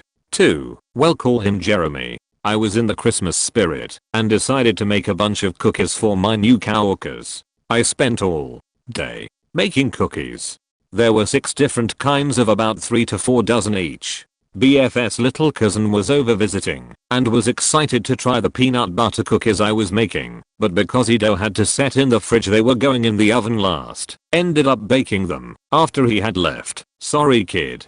But this motherfucker Jeremy was over all day watching me bust my ass making these cookies, and then when everything was done boyfriend and I went to bed, and Jeremy stayed up all night playing my video games on my PC, smoking my weed, and ate every single one of the 6 dozen peanut butter cookies that nobody had even tried yet. And the ex wondered why I didn't like that guy. 3, Jeremy again. Despite my constant protests the boyfriend still allowed him to come over periodically. So he calls boyfriend up and makes sure it's cool if he comes over. Normal day. Then when he gets here he lets himself in, and after him, I hear a woman's voice ask from the doorway if it's cool if a dog comes inside. Excuse me. This motherfucker said nothing about a strange girl and a dog. Oh, and sh say hobo? Great.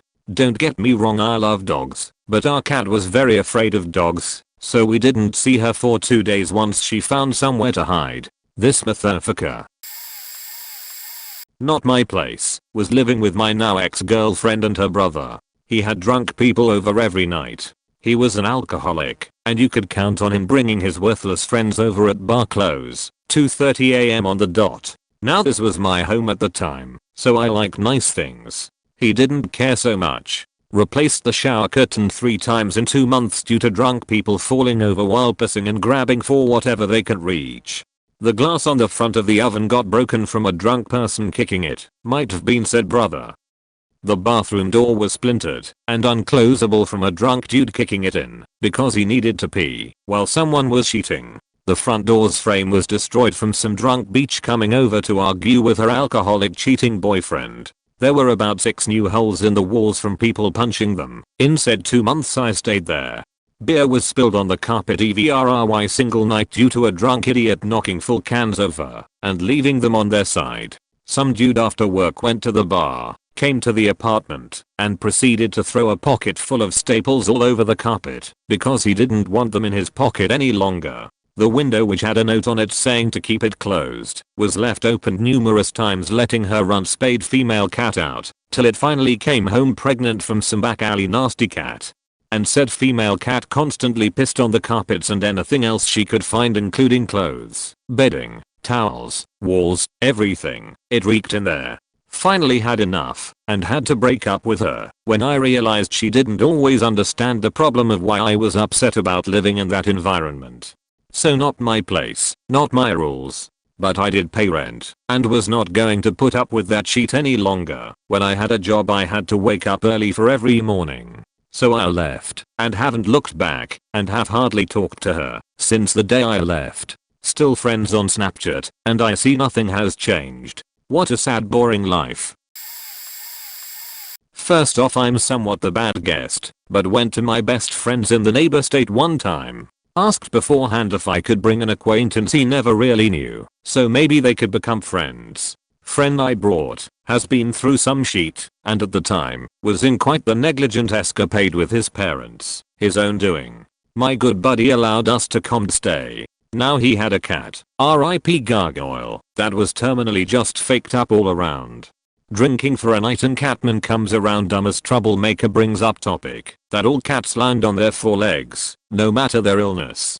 Homie keeps telling him that's bullshit as he's not a retard and couldn't be convinced and not to try it. Rekka picks up cat. I'm gonna show you. Watch. Don't drop my cat. Don't worry, it's fine, don't drop my faking cat. Stupid drops sickly cooker and poor things fall right on his head and tries to get on legs, but stumbles and falls over to no avail. I told you not to drop my faking cat. Swings at him, and I restrain homie for had he. Our Dumbo might have had a seizure as he survived a 3-story fall to a marble floor on his head, graciously allowed to stay not, and tension never really settles. My fault dog, if you ever read this and get reminded. Had I known Dumbo was so sadistic I never would have made you give him a chance. Homosexual anal sex in my bed. Left the condom on the floor. Now, I seriously don't care who you sleep with, but anal on your host's bed is gross. And to leave the condom on the floor for them to find? Blech. I was dating a girl whose friend hosted a drag competition at the local gay club on Saturdays. We went often as it was a blast. Cheap drinks, over the top queens hamming it up, and just general debauchery. So on this particular evening the late night crew ended up back at my apartment. Probably 30 to 40 people, some in drag, some not, friends, new friends, lots of alcohol. So one guy we knew asked if him and his friend could do some blow in my master bath so others didn't see.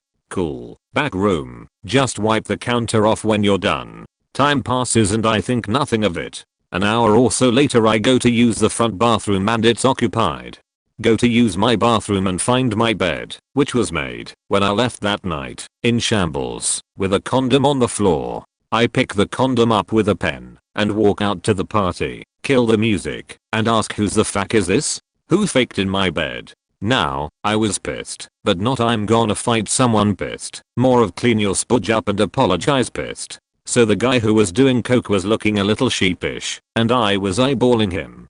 Then, out of the blue a friend walks by me and goes, dude, chill, it's mine. Let's talk. Oh. So we go have a chat. I'm thinking he hooked up with one of my girlfriend's friends. Nope. He got it on with one of the drag queens. Said he'd been with men, preferred women, but had never had a dude dressed as a woman. He cleaned up, even washed my sheets mid-party. Haha.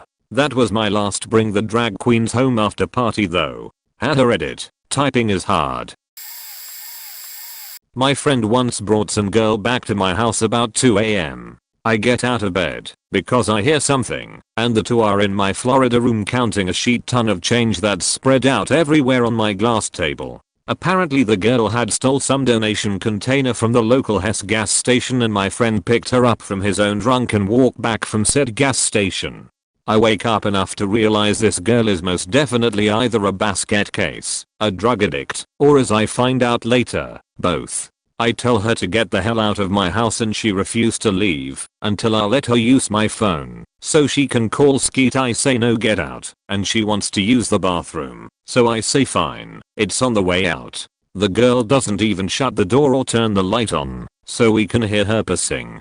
I'm both laughing and faking wanting to choke my friend for bringing her here. It's taking forever for the girl to walk not even 20 feet from the bathroom to the front door because she's dropping change and trying to pick it up and dropping more.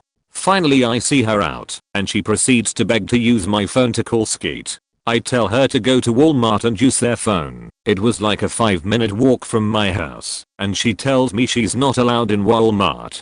I nope TF out and go inside, lock the doors. I peek out the window and watch her walk off into the moonlight with her stolen charity container full of change. When I go to the back room to tell my friend to stop bringing crack hoes to my house, he is upset I made her leave. Apparently he had already given her all the change in his pocket and hadn't received his blue job.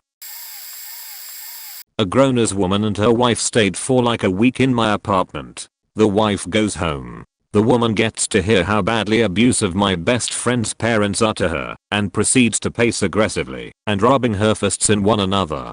Perhaps I should add that this woman has a pierced nose, a shaved head and a history of violent behavior. She used to drink and smoke a lot of weed, but has been clean of both for like 10 years. At the time I'm 19 and she is 30 something. She finally starts talking about how she's gonna hurt someone. She's really gonna hurt someone, and she doesn't wanna go back to her old ways, but she will, unless she gets weed. So I, a non-using faking kid, I text a FWB/friend who is with his parents that day, and tell him I urgently need to buy weed, who then goes out of his way to get it to me as I travel literally across town to get it from him. I come home with the weed that she had me buy, and she does not offer to pay me for it, and smokes up, and pressures me to smoke it with her. Oh, and after this, or the same few days, it's all a chaotic blur. She also finds the time to move around all my furniture. She refurnished my entire home, including my kitchen and even changing my toilet seat. Though to be fair, I got a really cool toilet seat out of it. It's blue see-through with like plastic fish and seashells and stuff like an aquarium. Let me set the scene. I don't remember all of this, but it's become a story that's told almost annually, so this is where it went according to others. I was younger, about 21. It was St. Patrick's Day 2003. This girl I was seeing had started an argument with me at the bar. Alcohol suggested we quarrel, but instead I bailed and started walking home. I'm like top 5 drunks I've ever been, and immediately get lost. As I'm starting to retrace my steps, I run into my college freshman roommate that I haven't seen in like 3 years. He's almost as drunk as me, but it's not a contest, so he convinces me to come with him to a party down the street. Mind you, it's slightly past 3 in the morning, and I was very aloofly agreeable, so I said okay. We get there, and there's about 10 people raging, and the host welcomes us in with grand offering of shots. We accept his offer, but before I say I have to use the washroom, I come out 2 minutes later smiling ear to ear and say who's ready for shots. Crowd goes wild. We drink and joke and laugh and dance. The second round comes almost immediately, and right as we're supposed to cheers, I go flying. Like God swiped left on me, and I hit the co-track with enough force to bend the frame.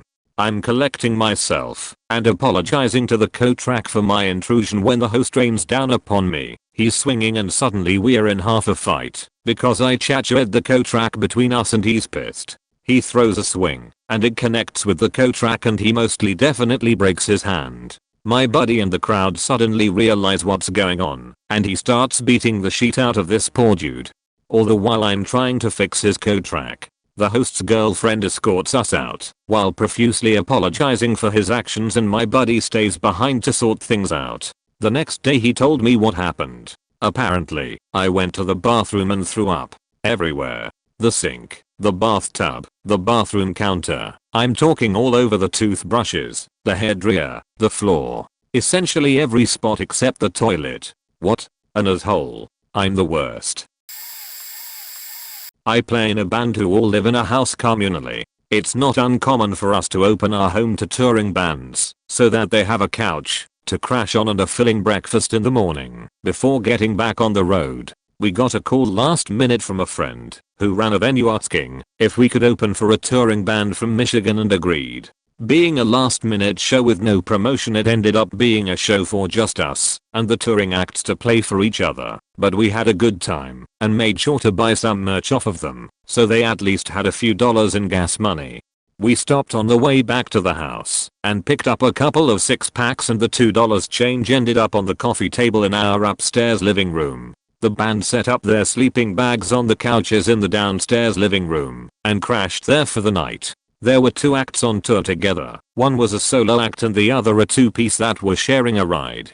The solo performer was already out in the car after breakfast when the guitarist of the other band pulled me aside and mentioned that the other guy had been bragging that he went upstairs in the middle of the night and took the $2 and change from the coffee table. He insisted on paying me back for his dig of a friend, but I insisted that he didn't need to. About 6 months later we were touring through Ohio and happened to end up on a show with the dickhead in some Columbus strip mall bar. At the end of that night I pulled him aside and let him know how much of a sheethead he was. This all started at my work bar, but ended up going bad at my place. So I work in a bar. This girl who is / was a friend of mine had tickets to a Halloween party in my city and asked if she could crash at my place. I told her sure, she can use my spare bedroom, but I'm working late that night and early the day after, so I do not want her to wake me up for whatever the fuck. She comes to my bar the night of the party while I'm working. She brings along a friend and it's all good. Their costumes are cute, they're fun to have in the bar and all is great. They leave after about an hour, which is fine. 2 hours later my friend comes back. Totally sheet-faced, about to pass out, drunk as fuck. The bar is packed, but she manages to push people aside to tell me she's not feeling well. I tell her to go to the toilets and do whatever she has to. 5 minutes later someone comes up to the bar and tells me my friend needs my help. I tell her too bad, I'm getting slammed and can't leave the bar. Luckily a dude who also works in the bar, but has the night off, is there too, and offers to cover for me. I ended up taking her home in a taxi, putting her in bed, and taking a taxi back to work. She threw up in the taxi, costing me 50 EUs on top of the ride, plus the hours I didn't work, hourly, plus the other bartender's night of was faked.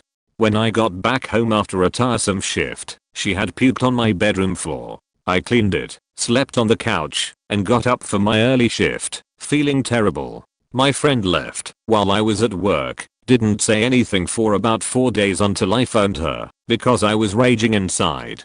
Then she refused to believe everything I told her about the night, including refusing to pay me back the money I had spent on the taxi from and to work, because she never asked me to. In the end she did pay, but only after hearing the other bartender's account of the story. She never apologized for the ordeal, nor for puking on my bedroom floor. We don't talk much anymore. My roommate in college used to throw a lot of parties after bar hours, 2 AM where we lived. It wasn't a huge deal, because our neighbors were cool, and I liked parties too sometimes. One night though, he brings home a bunch of crusty kids. We were pretty punk, and used to dirt, but the middle class crust punk charm was lost on me by that point. I could go to a show, yell with the best of them, mosh it up, go home and take a goddamn shower. I get it, these kids he brought home to party were travelers. They'd been train hopping, according to their story, and their smell made me believe it. I didn't mind that much. Our revelry area was mostly outside, and all the kids, but one left by the time I was ready for bed. One girl stayed though, with the intention of some such time with my roomie. Also cool, keep her penned up in your room, and we'll be fine. Our house had a very strange layout though. I paid the lion's share of rent, and had an office with a computer and makeup table connected to my bedroom, which was closed off from the office by a pair of accordion-style doors. They were not able to be locked. My office was also my roommate's only access to the single bathroom, so I couldn't lock that either without forcing any bathroom goer to traverse through our third roommate's bedroom, connected to both the bathroom and the kitchen by 2 locking doors. Unwilling to deny my roommate and his lady bathroom and shower, hopefully, privileges, I announced that I would be going to bed, but leaving the office open and my bedroom, closet, doors closed. That night, after a lot of, presumably, unwashed sex, my roommate's new lady friend found her way into my closet bedroom. She tried to lay down in bed next to me, and I asked her to leave. She kept saying, no, just let it happen. We are just going to cuddle. I didn't want to cuddle her. She wasn't nice, and she smelled bad still. I firmly told her to get out. She did. The next morning, I awoke to piss. So much piss. My bedroom floor, my office, my chair, my computer, my makeover table. This girl had peed everywhere. My roommate tried to clean it up with a roll of paper towels that he did not unroll. Just literally rolled the paper towel roll around on the floor and chair, nearly in tears. I felt bad. He was probably hungover and maybe a little hurt. I loved him like a brother, and this transgression was forgiven. That girl is KO's now though.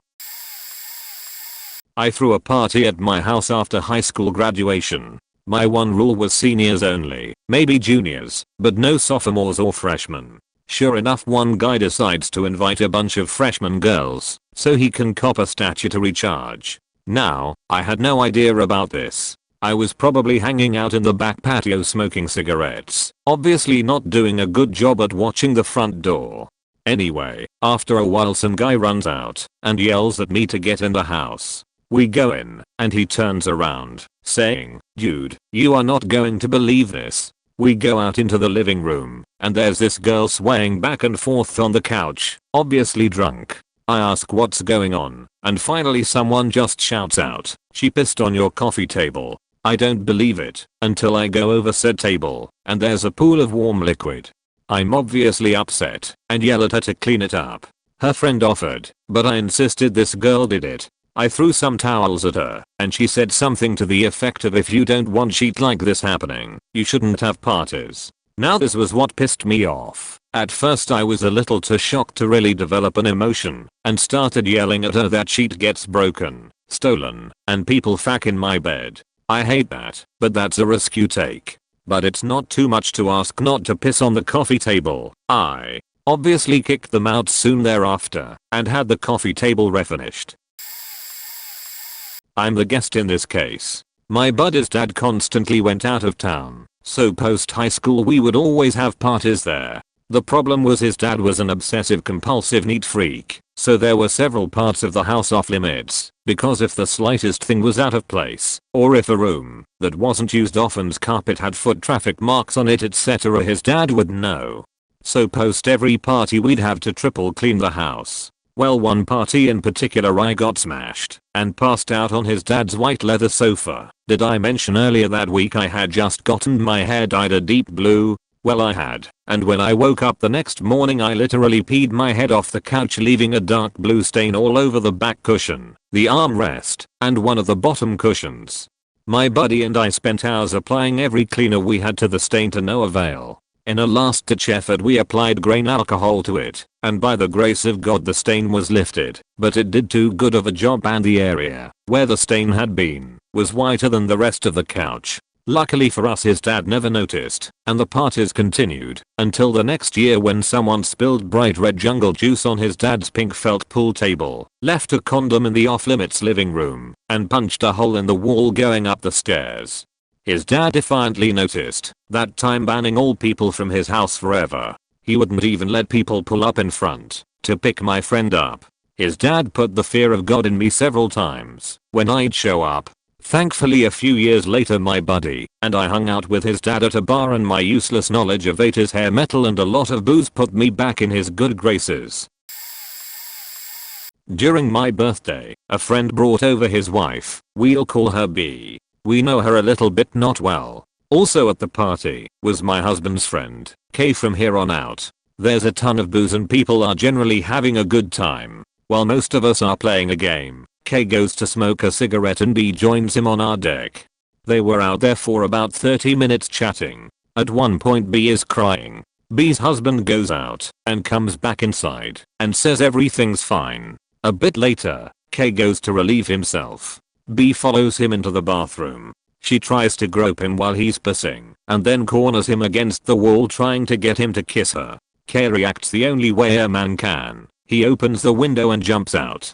QB collapsing on the floor and just losing it. She's sobbing, punching the side of our cabinet and wailing. We get her husband, who goes to find out what's wrong. He shrugs it off as her being overly dramatic. He says she does this a lot and doesn't care. This continues for 2 hours. K comes back and stays outside. We tell B's husband that he needs to take her home. He decides he is leaving with or without her. Despite our insistence that he picks up his wife from the floor and drag her out, he bails. After several phone calls, we persuade him to come get her. As he's dragging her out, B keeps wailing that she wants K and can't believe no one is on her side. B and her hubby aren't welcome at our home any longer. TLDR, girl forcibly hits on guy. Guy jumps out window. Girl spends 2 hours sobbing on the floor. Girl's husband doesn't care. I was the guest in the situation. I was maybe 4 or 5 years old, very young and shy. My neighbor was taking care of us, and I don't remember how it began, but I just remember having the violent urge to sheet. It wasn't that I have to pup feeling. It was I need to sheet right now at this very second or else I'm going to pull a Hiroshima in my underwear. It was extreme. Naturally, I headed to the only bathroom in the house, which was unfortunately occupied by my neighbor. I told her I needed to use the bathroom, but she was taking a shower or something, and she said she'd be out in a minute. She was not out in a minute. Every second that I was not sitting on a toilet I felt my butthole weaken to the point where I felt like I was going to burst. Too awkward to tell my neighbor I had to take a dump. I realized I only had one choice. My two brothers and my neighbor's son were busy playing a game, so no one noticed me nonchalantly slip into their basement. Once I knew I was safe, I made my way to the back of the basement and quickly took off my pants and underwear, took a squat, and relieved myself on the floor. Needless to say, it was the most amazing feeling. It was quick, and I pulled my pants up and was getting ready to walk away. I didn't wipe 'cause I was an unsanitary child. I take a quick look at my magnum opus, and Jesus Christ, was that thing huge. It probably weighed more than me. Trying not to dawdle too long, I get out of there, and to my relief no one noticed my leave. I thought I got away with it, because being a child I thought my turd would disappear or something. But I was so wrong. That afternoon my neighbor asked us if we, my brothers and I, wanted to see something. He takes us to his basement where we surrounded my precious crap, and we stared for what seemed like an eternity. We think a dog snuck in here through the window and took a sheet. My neighbor said. I agreed. Oh, I got a story. TLDR, got invited out with friends to drink, head back to my place to drink more. Girl gets drunk and pisses in the corner of my bedroom. So, one night my friends invite me out drinking at a local bar and I decided to go. We are having a good time, but a few of my boys wanna bounce, so I say yeah, let's head back to my place. Parents said it's cool. Couple of girls, friends of my boys, acquaintances of mine, wanted to come too. I thought, fuck it, why not? Let them come. Now back at my house, we have music playing, and people are having a good time. Then we notice that one of the girls is missing. So we start looking around the house for her, find her sleeping in my brother's bed, was not home. Two of us get her out of his room, only for her to move into my bed. At this point I'm a tad pissy about her, so I turn to my friend and say, she's your friend, your responsibility. You two can sleep here for the night. He went into my room and I went downstairs. About a half hour later he comes down and asks if I had any used towels. I inquire why. Apparently this girl got out of bed, took off her pants, walked to a corner in my room, and took a piss. She was 5'0", and I still don't understand how so much liquid could be contained within each a small person. I made my friend clean it up. Occasionally see her when I'm out drinking with my boys. Nobody mentions it, but we all know what she did. Split the better part of a handle with my friend. 100 proof SoCo. We were 19, still in college, was home and break. I wake up to screaming around 6 AM, still drunk. Begin walking down the stairs and my stepdad is at the bottom of the steps with my mother. Horrified looks on their faces. They point to the right, and there is my friend pants down, kneeling next to the ottoman, rubbing one out, blackout drunk.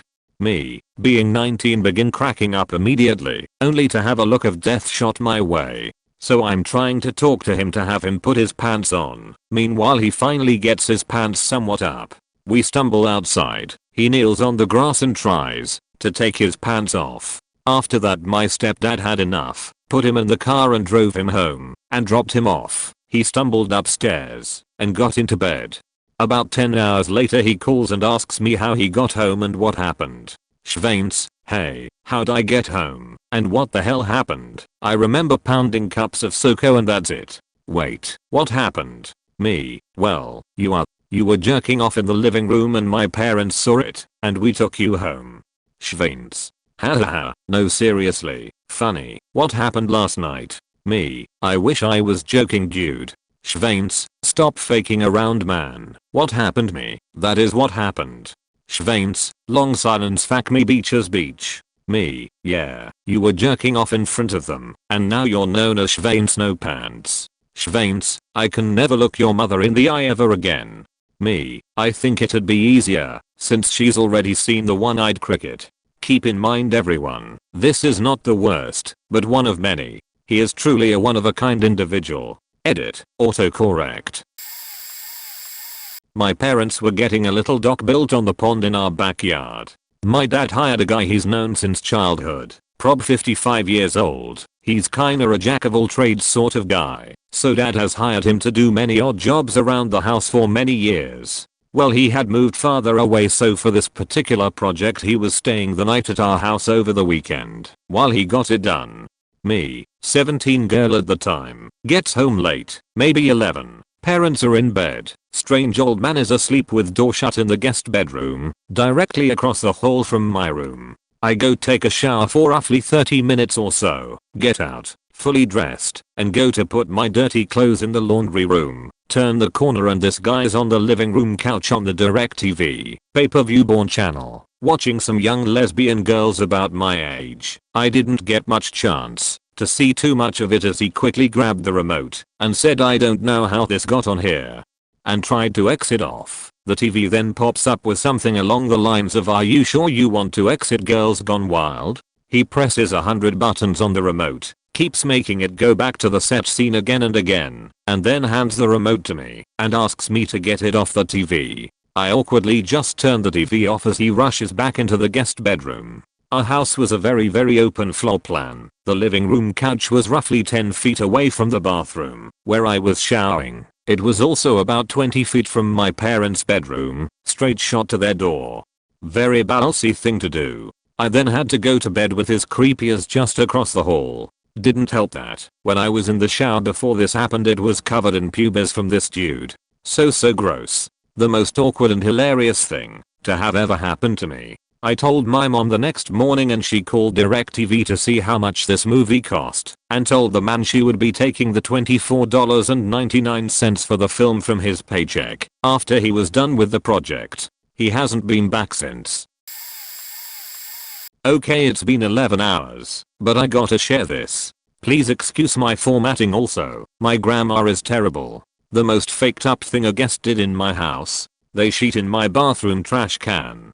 So my son at the time was 1, and he broke the toilet in my apartment I was in at the time. So I was using the restroom next door until I could afford to call a plumber to fix whatever the hell was wrong with the toilet. Well, my brother-in-law had a Mr. Bean looking as girlfriend who was all sorts of redneck. She smoked Marlboro Reds and had a double helping of Skoal at the same time constantly. And since he was crashing at my place for a couple days he asked if she could stay there. I didn't have a problem with it, and I explained that my restroom was out of service until that Friday when I got paid. Well, Thursday evening I decided to hop in the shower and was met with a horrible smell, which at first I thought maybe the sewer line was backing up or something, since shit in my trash can isn't the first thing you'd think of when the plumbing is down, and that's when I saw the footprints. Not only did redneck Mr. Bean shit in my trash can, this beach missed it first and tracked it through my house. My brother-in-law immediately dumped her and I kicked her out after making her clean up her sheet. And then she proceeded to aggressively stalk my brother-in-law for about 6 months. TLDR, my sheeter was out, so Mr. Bean shat in my trash can. Mine isn't so bad, just a bit odd and gross. We had hired a repairman to come over and fix something. I don't remember what though. Everything is going fine, and the guy asks to use our bathroom before he leaves. Yeah, of course, it's right here. We go back to the living room. He pokes his head in after he's done, says thank you and goodbye and leaves. We had paid him before his trip to the bathroom. About an hour later I have to pee, and am greeted by an awful stench when I open the door. He had taken a massive sheet in our toilet and not flushed it. He clearly hadn't just forgotten, as he had placed TP inside the toilet to create a little layer to attempt to hide the sheet from view. It didn't look as if he had clogged the toilet, because usually the sheet goes down the drain and gets stuck when that happens, and this one was just sitting there, floating, in my toilet. Even if it had been clogged, there was a plunger literally right next to the toilet in plain view. Common courtesy says you plunge the toilet if you clog it, and a plunger is available. Oh, and the reason it stank so bad was that it was like midsummer, and we don't air condition our bathroom, so it was like 85 degrees in there, making for a pungent aroma. The guy didn't even have the courtesy to open the damn window after. Edit. I can add another one that I forgot about until another poster's story reminded me of it. So I'm on a local vacation at the beach. We had a camper and there was an awesome RV park at the localish beach with my dad, stepmom, and stepbrothers. So my stepmom's sister comes by with her autistic son. After some time he disappears behind my dad's brand new truck. My dad goes to follow him because he's really severely autistic. Didn't talk until he was like 6 and can't just be left alone near the street. He turns the corner to see the kid pissing on his truck door. He doesn't yell at him. The kid has some pretty bad problems, but tells the mother she has to clean off the door to his truck because your son just pissed all over it out of the kid's hearing. She just smiles and says, "Oh, don't worry, the rain will wash it off." My dad says that is not an option and that she seriously needs to hose off his truck door. She flatly refuses. At this point my dad gets pissed because he shouldn't have to clean up her son's piss, that she should have been watching him and thus she should have to clean it, and that maybe he should piss on her car then and let the rain just wash it off. My dad practically never gets angry, especially not with my stepmom's family, not wanting to cause issues, but this just crossed a line for him because he'd always been raised and raised us to respect other people's property, and that if you or your pet/kid/any living being you were responsible for made a mess or broke something that wasn't yours, you were obligated to either clean it, fix it, or replace it after a sincere apology. When nobody took her side, and in fact all unanimously agreed she needed to clean the truck, she just left in a huff without cleaning it. My dad ended up doing it. My dad made sure not to yell, and that the kid was out of earshot throughout the entire argument, because he didn't want to upset him. He also made sure to give him a big hug before he left to make it clear he wasn't mad at the kid, and just because he loves his step-nephew. As I said, the kid had serious problems and wasn't to blame, and my dad wasn't mad at him in the slightest. Just mad at the mother for refusing to take responsibility and clean up after her own kid. This wasn't the first time something like that happened either. She routinely forces other people to watch her kid when she goes places with family. I mean, you just end up watching him because she isn't, and you can't just let him hurt himself or break stuff just because she doesn't feel like paying attention. She doesn't seem to care if he breaks shit and just laughs when you ask her to pay attention because her son is near something fragile, or says come here, or don't do/touch that, and then doesn't actually care to make sure he steps away from whatever it is, or doesn't touch it. Well, my younger brother has been told not to invite any of his friends. He's 28, and his friends, the ones we know about, are low-life one-ape gang members. We don't like them, and his best friend is a manipulative faking sheet of a person. We faking hate him. But this wasn't about him, but just to tell what kind of people he hangs around with. My brother and his friend met some old lady who was, and still is, a gang member, but she's around 60.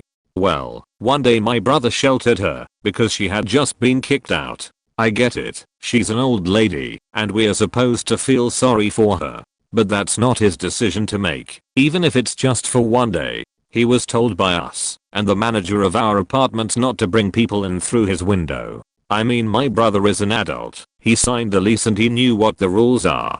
Well, this old lady was coughing all night, and I kept knocking at his door to find out what's going on. I needed to know why he brought someone in. My nephews were sleeping in the next room. I wanted to know who was in the house. My brother ignored me. I stayed up all night listening to her coughs. The next day, after I took them to school, I hear her in the bathroom and my brother comes out of his room to knock and to see if she's alright. I'm already fuming. I don't say anything, but I had enough and go to sleep.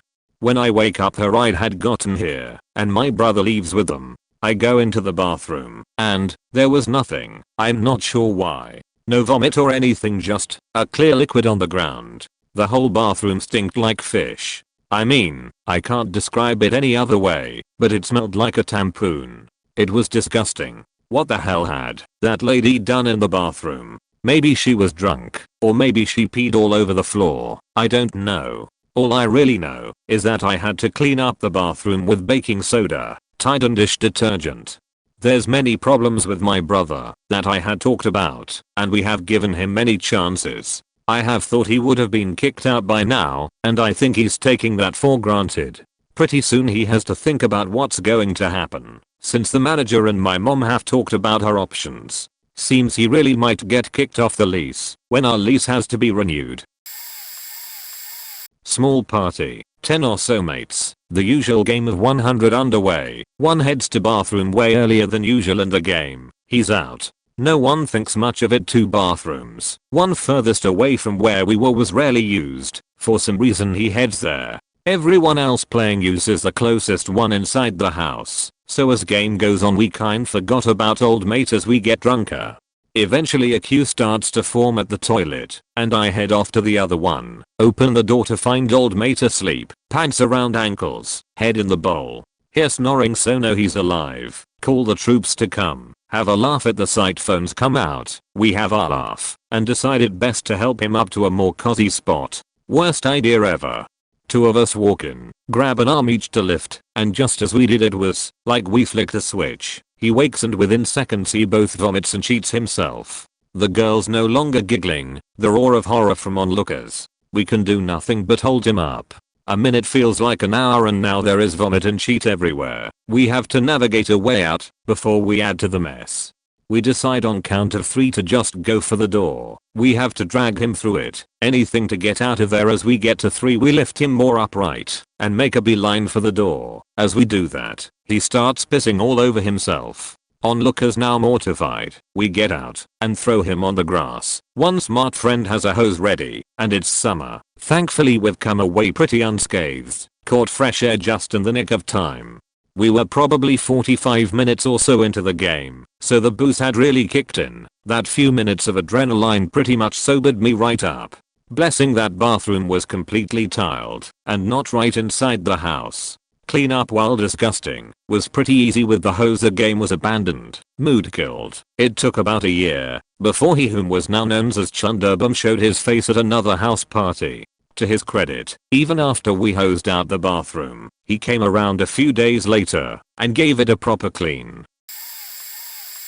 I had this friend for a while. He was literally the worst house guest I've ever had over. When he'd drink, he got so drunk, he would consistently puke. Okay, fair enough, but he would drive home drunk, so we told him to start spending the nights at our place instead, to keep him and the public safe. He'd puke in a trash can during the night, but this is the part that pisses me off. He wouldn't clean it out the next morning.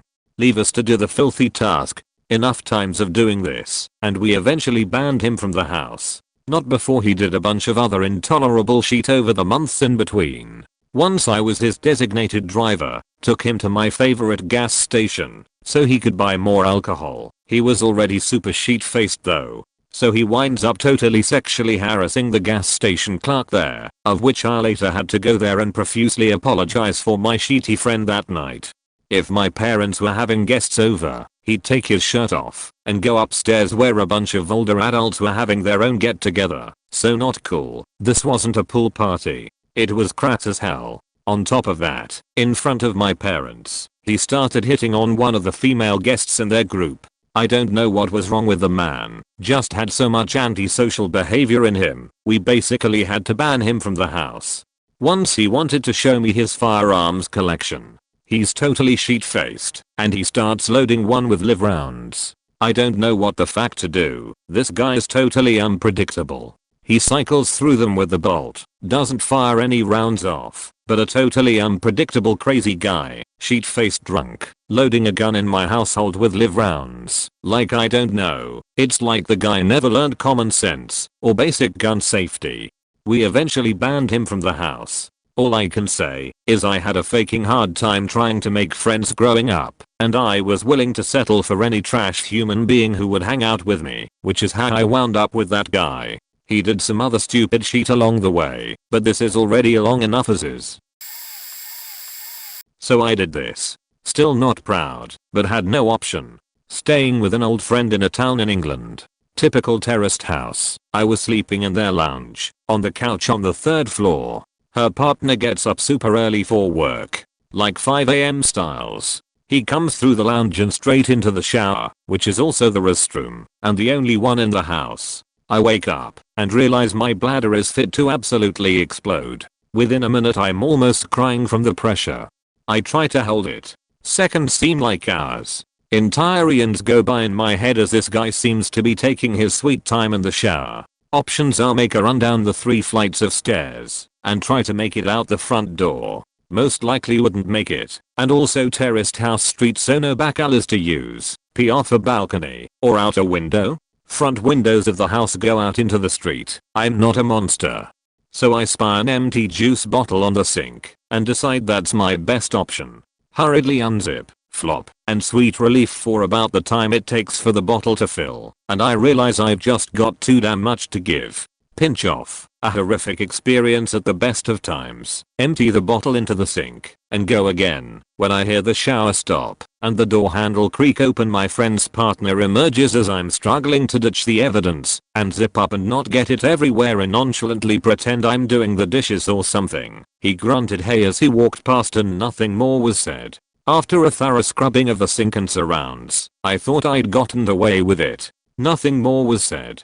Until a couple years later. At a catch up with old friends, my friend whose house it was acting quite strange around me. I hadn't seen her since that night. I ask what's up. She promptly asks if I pissed in her kitchen sink that night. I explained the whole story and was super apologetic, but it's never been the same friendship wise, and I don't think it ever will be again. TLDR. Woke up, bathroom engaged, pretty much ended up peeing in my friend's kitchen sink. Not friends anymore. Sad face. Girlfriend and I had a few friends over, so she decided to invite her awkward loner cousin. She came over with some guy we didn't know and was the most awkward individual I've ever met. Literally said 2 words the entire time she was there, which wasn't long. At first we noticed that her guy friend was pacing around our house, looking out the windows and checking that our doors were locked. It sketched me out pretty bad, but I kept an eye on him. I'm a glover, so my girlfriend decides it's time for me to give her cousin a light chow. This girl was so weird that I was a bit uncomfortable, but eventually happily obliged. I turn on some music and start my show. The lights in the living/dining area are off, so it was pitch black except for the lights on my gloves. I knelt down so that I could be at level with her, but could only really see about a foot in front of me because it was so dark. About a minute and I noticed she's kind of hanging her head and dancing back and forth, not really paying attention. I says, okay, you're into the music and feeling yourself, that's cool I guess, and continue to perform for the rest of the group. I get lost in my own show for a minute, and when I look up, I see bare ass and bearded clam about 10 inches from my face. This chick stood up and was stripping in the middle of my living/dining room. I looked at my other guests whose jaws were on the floor. This wasn't that kind of party, so I immediately stopped the music and turned on all the lights, only to see a completely naked chick standing in the middle of my house. She laughs and plays it off like it was nothing. As soon as I tell her that her and her friend needed to leave, she starts to get angry and starts throwing her clothes and her backpack at us. After a bit of a confrontation that included the threat of the large shooty kind, we finally threw her half naked as out the door. Turns out they had been on a week-long meth binge, and she decided to lose her sheet in my house. Sheet was faked. Was at a friend's house as a teenager having a small party because his parents were away. 5 or 6 people, just chilling in his front garden in the early evening on a weekend. The local bunch of troublemakers, a couple years older than us, and about 10 of them, happened to go by and start hurling insults, shortly followed by bottles and stones. We retreat inside as the bunch of assholes outside continue throwing stuff at the house, ripping up plants in the garden, pulling the gate off its hinges, etc. We peripherally knew some older boys who were not to be messed with, known football hooligans with really bad reputations, a couple of whom had served jail time for assault. We knew they hung out in the local pub, so called and informed them of the situation, knowing they'd love to come over and kick the ass of the troublemakers. 30 minutes later, they, 3 of them, turn up with a tool bag with all kinds of weapons in. Baseball bats, huge wrenches, crowbars, chains, even a homemade flail. We realized our mistake, but it was too late. By this time, the troublemakers were gone. The leader of the hooligans, a faking nutter called Martin, says words to the effect, "You got us out here to fight for you, and there's no one to fight. Get me beer, now." From there, things rapidly went downhill. They just trashed the house. They found my friend's sister's wedding dress in a wardrobe and ripped it trying to put it on. Well, the damage is done now, he said, and just ripped that faking dress to faking smithereens. They smashed glasses in the glass doors of kitchen cabinets. They defaced the walls with graffiti, spray paint they found under the kitchen sink and permanent marker, smashed picture frames, and even broke the sink off the wall in the bathroom. We were all pretty much shy timid little teenagers, about 15 at the time, and these guys were in their early 20s, known football hooligans who loved violence. I'll never forget how they just faking relish seeing us all, so distraught over the chaos they were causing. I lost a lot of innocence that day. Anyway, my friend's dog is cowering in the corner. The dog had a bad skin condition and had lost a lot of hair and had pretty ugly looking skin. It was being treated. They adored that dog. Suddenly these faking hooligans are like faking burn it. Burn the dog. Set it on fire. And they're looking around for flammable liquid in the kitchen. They find something under the sink and are just about to throw it over the dog when my friend whose house it is faking explodes. Just goes faking insane, screaming at them, veins in his head bulging up like crazy. I thought they were gonna beat the shit out of him for a moment, but they grabbed their stuff and left, stealing the faking garden gate as they went. Once the adrenaline of that whole encounter had subsided, and we were all just stood in his hallway looking around at the chaos, we all just spontaneously started crying and hugging. Probably the most helpless and scared I've ever felt. We used a couple hours cleaning up. The next morning we continued, and in the afternoon his parents came home, and we had to explain what had happened. The parents reported it to the police, but during the investigation, the hooligans made it clear to us that they knew where we all lived and that family members would start getting hurt if we took it to court. So after a few months, the case was dropped. Occasionally I reflect on those few chaotic hours while it was all happening and try to think of what I could have done differently, but pretty much all options I can think of would have ended with me or my family members getting beaten to shit. TLDR called on some help from some older boys who came and faking completely trashed my friend's house and were about to set his dog on fire. It was me. I was the asshole. So I was a good two shoes in high school. While everyone was out partying I was doing homework and playing Mario Kart. By the time I was 20 I hadn't gotten drunk. I'd drink wine with my mom on occasion. I hadn't smoked, not even a cigarette, only hookah from time to time, and anytime there was a party I was party mom. So, when my friend invited me over to try weed for the first time, I was completely down to try something out of the ordinary. We made a day of it. We started with a hike, then headed back for showers, had lunch, went back to his place to set up the projector, and started making snacks. I should add that, all through our activities I kept feeling nauseous and had to stop every few minutes to catch my breath and calm my stomach. Evening rolls around and everyone is there, family, friends, the whole shebang. It turned into an impromptu kickback. They load the bowl and my friend Kez Greens then passes to me. As I mentioned above, I would smoke hookah on the rare occasion, so when it was turn in the circle I ripped a hit, like I was smoking shisha. Remember, I had never been high before. My immediate reaction was this tastes like shit, but surprisingly I hardly coughed and passed the piece. It makes the rounds and I stop after the third or so hit. I wasn't feeling anything yet. Suddenly it feels like time slows down, and I just can't seem to think. I faking hated it. And then my stomach starts to churn. I excuse myself and lay down on the couch, and I'm trying to talk myself through this. It's okay, Pastor. You got this. Hoork.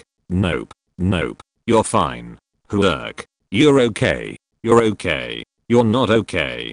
I get up and power walk to the bathroom and head to the toilet, only to realize, once on my knees, that I didn't shut the door. For some reason I had to shut it. I get up and close the door, and just as I do I feel the inevitable happen. I know I won't make it to the toilet, so I aim for the sinks. Have you ever held a spoon under a running tap?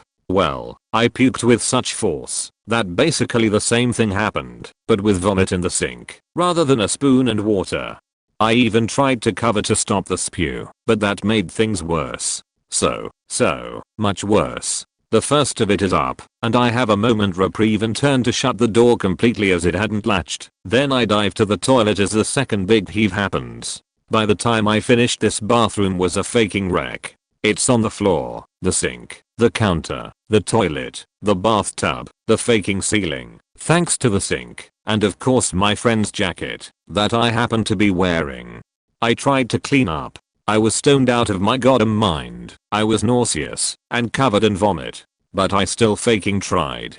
There were pieces of pepperoni from the Subway I had 2 days before, completely undigested. I thought I did a passable job cleaning and went to lay down in shame. I refused to turn over the jacket. I did a shit job cleaning, though. Absolutely disastrous. My friend and his sisters had to rush in and clean up after me before their grandmother could see the mess. Not gonna lie, I'm still embarrassed as fuck when they bring it up.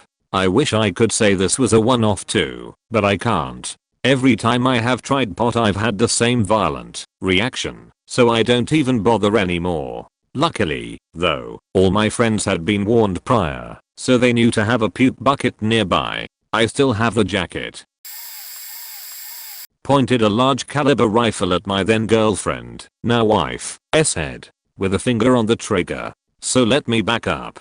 Jay's husband left her for another woman, so she moved out. She had nowhere to go, and I felt sorry for her. She was a friend, so I offered her our spare room cheap.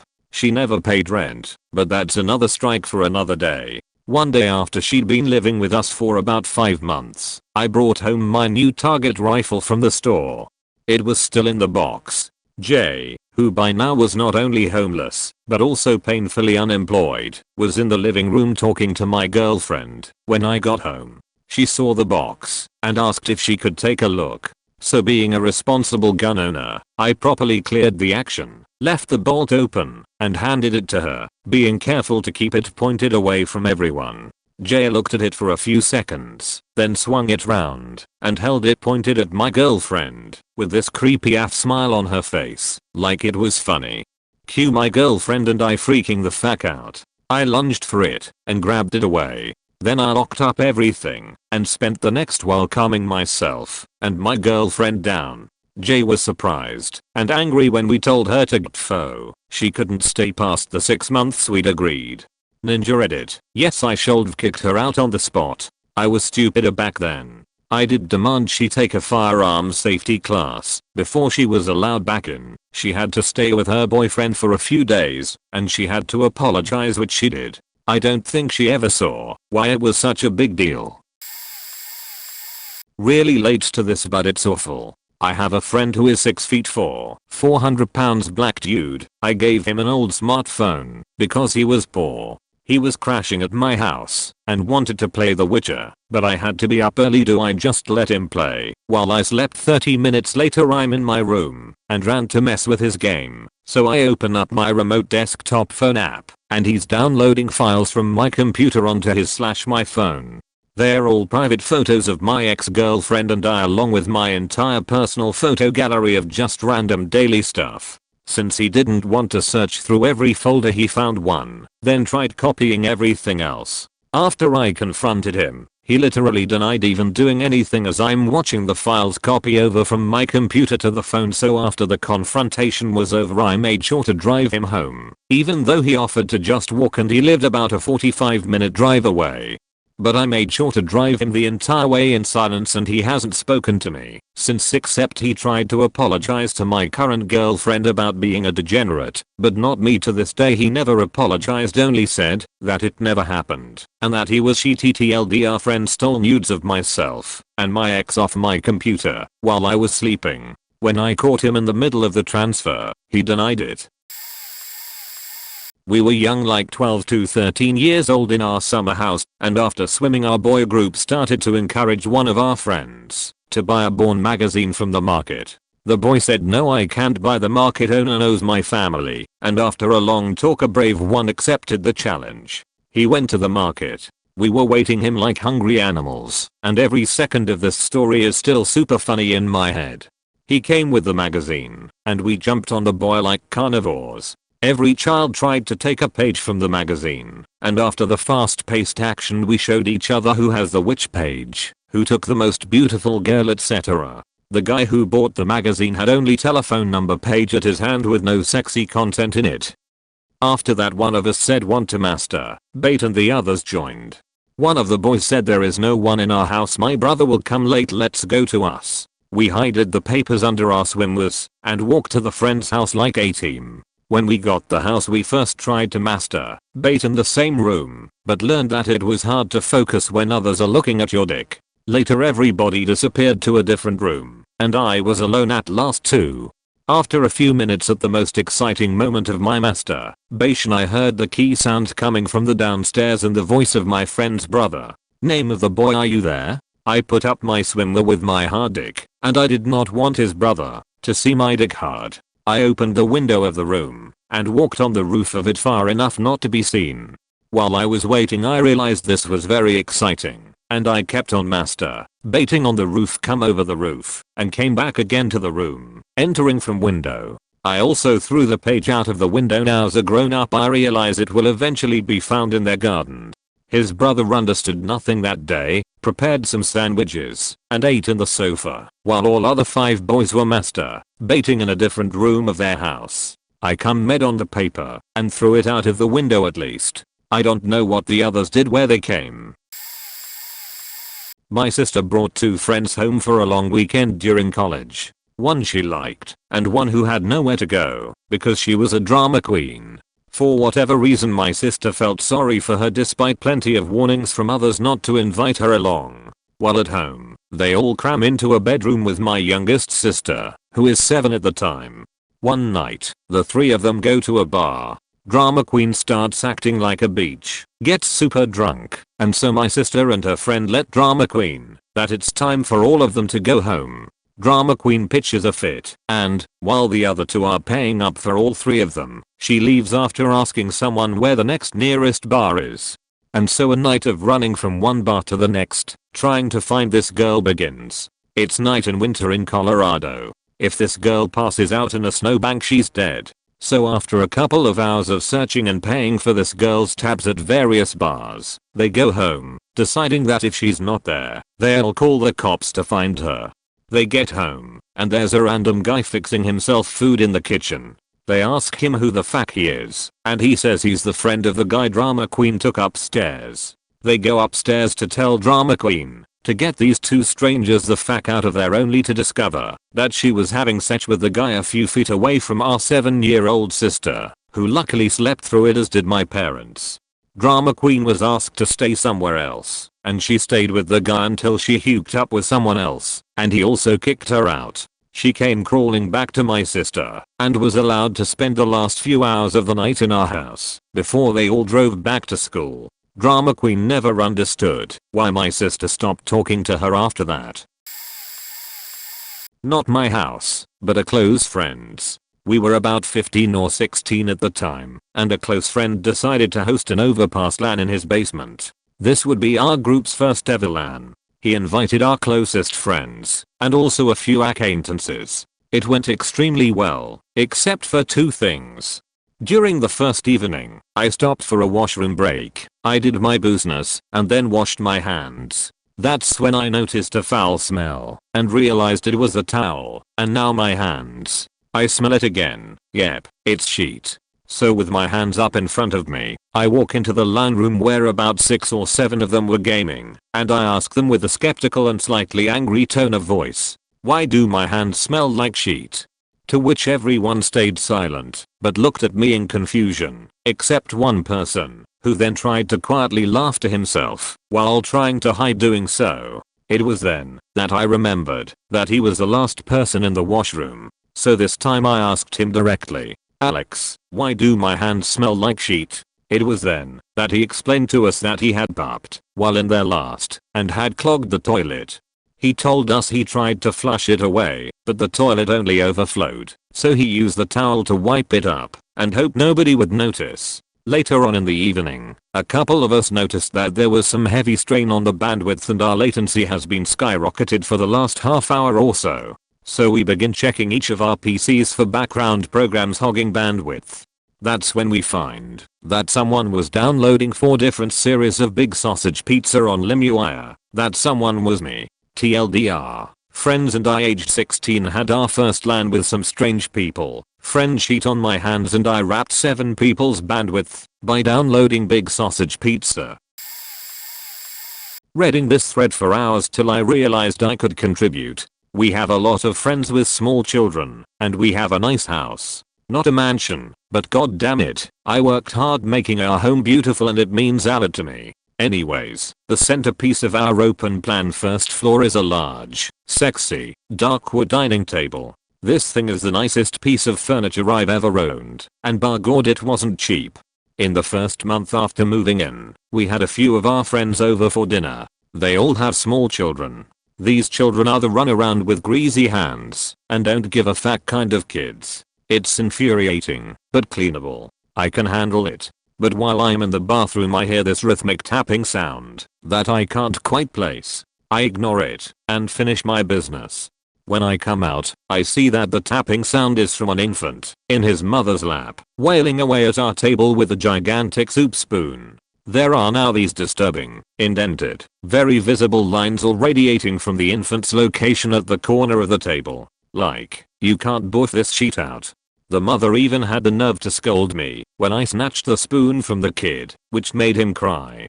Beach, I wanted to cry when I saw my table. From that day forward, the table has been covered with a tablecloth. My poor, sexy table has been condemned to a burqa for the rest of its life.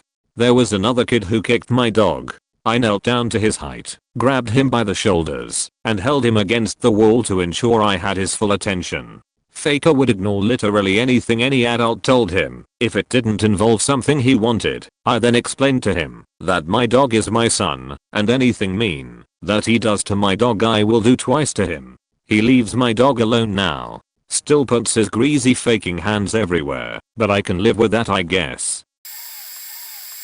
I had a party at my house, and we have this friend who at the time was 19, a kid on the way and a dependency on weed. He's a really nice guy, and I have a strict no drug policy, except weed when I have house parties which go by usually pretty smoothly. At about 10 PM, I get a pal come up to me to tell me that said friend was passed out in the garden. No biggie, just bring him inside and keep an eye on him.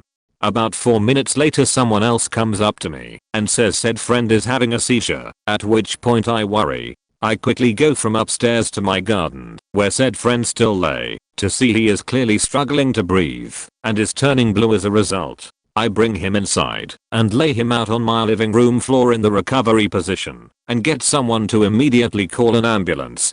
So I find out from another friend, who we'll call T-Wat, that they brought what they thought was meth to my party. I panic. My said friend laying on the floor in my living room has odd on meth. I don't know the outcome of this yet, but it worries me greatly. Ambulance gets there, asks what he's taken. Friend starts talking shit about too much alcohol when another interrupts and tells the truth, that he'd taken meth, and we hand the bag of meth to the ambulance lady and allow our friend to be wheeled off to the hospital.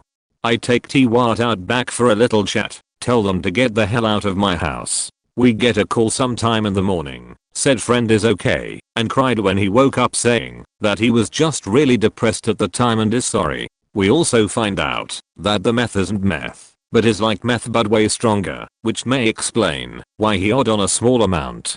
TLDR, friend OD'd on hardcore meth, because T-Wat brought hard drugs to my party and allowed friend to taste it. I've got a faking story for you, okay? So 2 close friends are watching my apartment and taking care of my cat for a month while I'm out of the country. This happened 3 months ago. I gave them specific instructions, how to do everything, and when to do it. I also made sure my place was spotless beforehand, and they understood and had no problems with it. Their house is clean. They were very kind people to me for a long time. I had no reason to not trust them. While visiting my fiance who lives in England, I receive a Snapchat from my aunt inside my apartment petting my cat. Red flag #1, she doesn't know where I live because I don't talk to her. She happens to be friends with these people, so now I know they are inviting people over without asking. I'm in the dark the whole trip, not a word from them. They pick me up from the airport. When I fly back, take me to their house. They say everything went great. I drive my own car from there to home. Now, this is where I learned what really happened. I walk inside, all my lights are on even though they weren't there all day, so I can assume they did that frequently. Great. I see unidentifiable stains on my carpet and couches. 4 bags of trash sitting tied in my kitchen. My favorite pasta bowl filled with the girls' leftover Epipin needles, probably 40 in there, so that's a biohazard. Orange sauce looking, stains all over the counters and fridge and bedroom door. Was there a spaghetti fight? Moment of truth. Open the bedroom door. What the fuck? I gagged and nearly threw up. The smell was so awful and pungent of ammonia and sheet. His litter box was overflowing, had literally not been touched. So I'm near aging at this point. I remember him saying yeah he threw up a few times, and we had to shut him in the bathroom one night when he wouldn't leave us alone.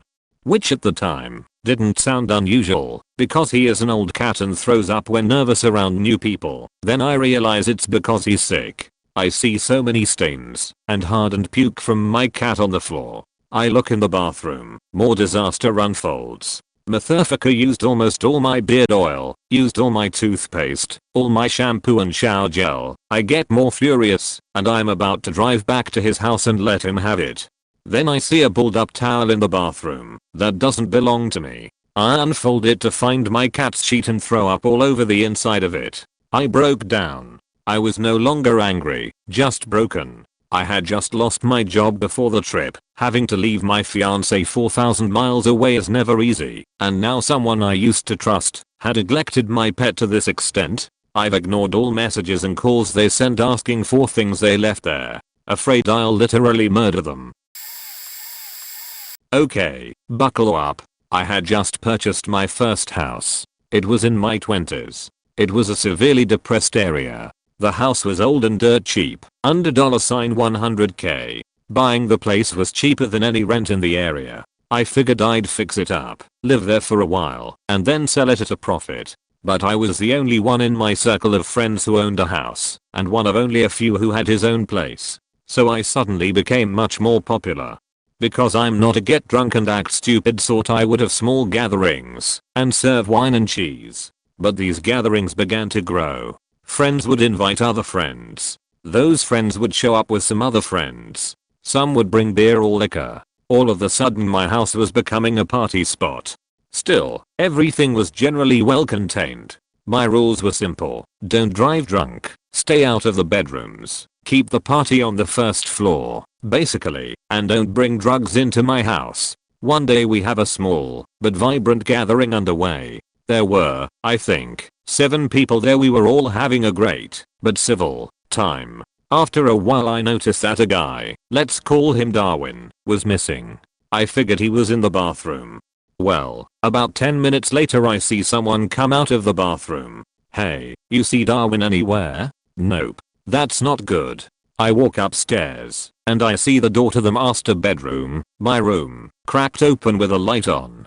So I walk in unannounced. My room after all. Darwin is sitting on my bed with his pants down around his ankles. He's masturbating.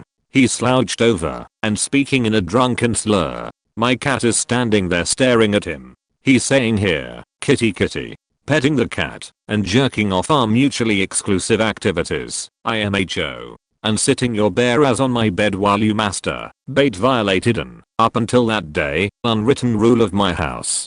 Darwin was banned that night and I burned those sheets. I live in a frat. There was once a freshman, this was before Ush, who got super drunk at a party. One of the older brothers was escorting him home, when suddenly this kid mumbles I have to poo. We're all like shit, literally, and hustle his ass to the bathroom. He stumbles in, drops his pants, and we enjoy listening to accompanying bathroom noises. Then nothing. Opening the door, we see this kid passed out on the toilet, piss and sheet everywhere, drooling with his head on the stall wall.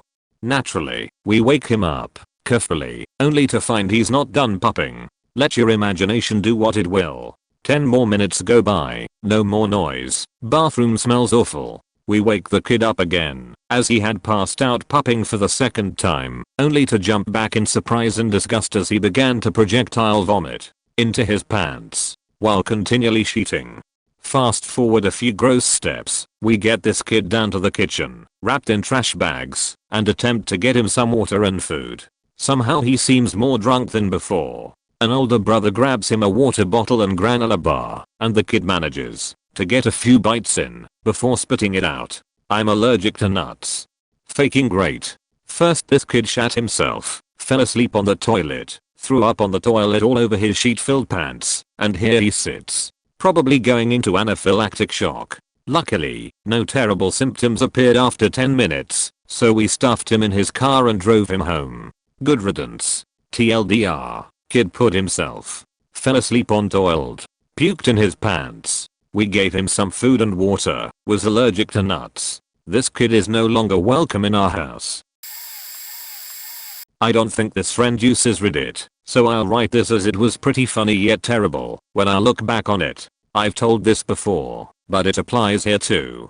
So me and a group of friends were at a mate's house, let's call him Dave. We were kinda mad in our teens, loved lighting fires, making petrol bombs, blowing up deodorant cans and gas bottles in and around the woods and / near the village we were growing up in.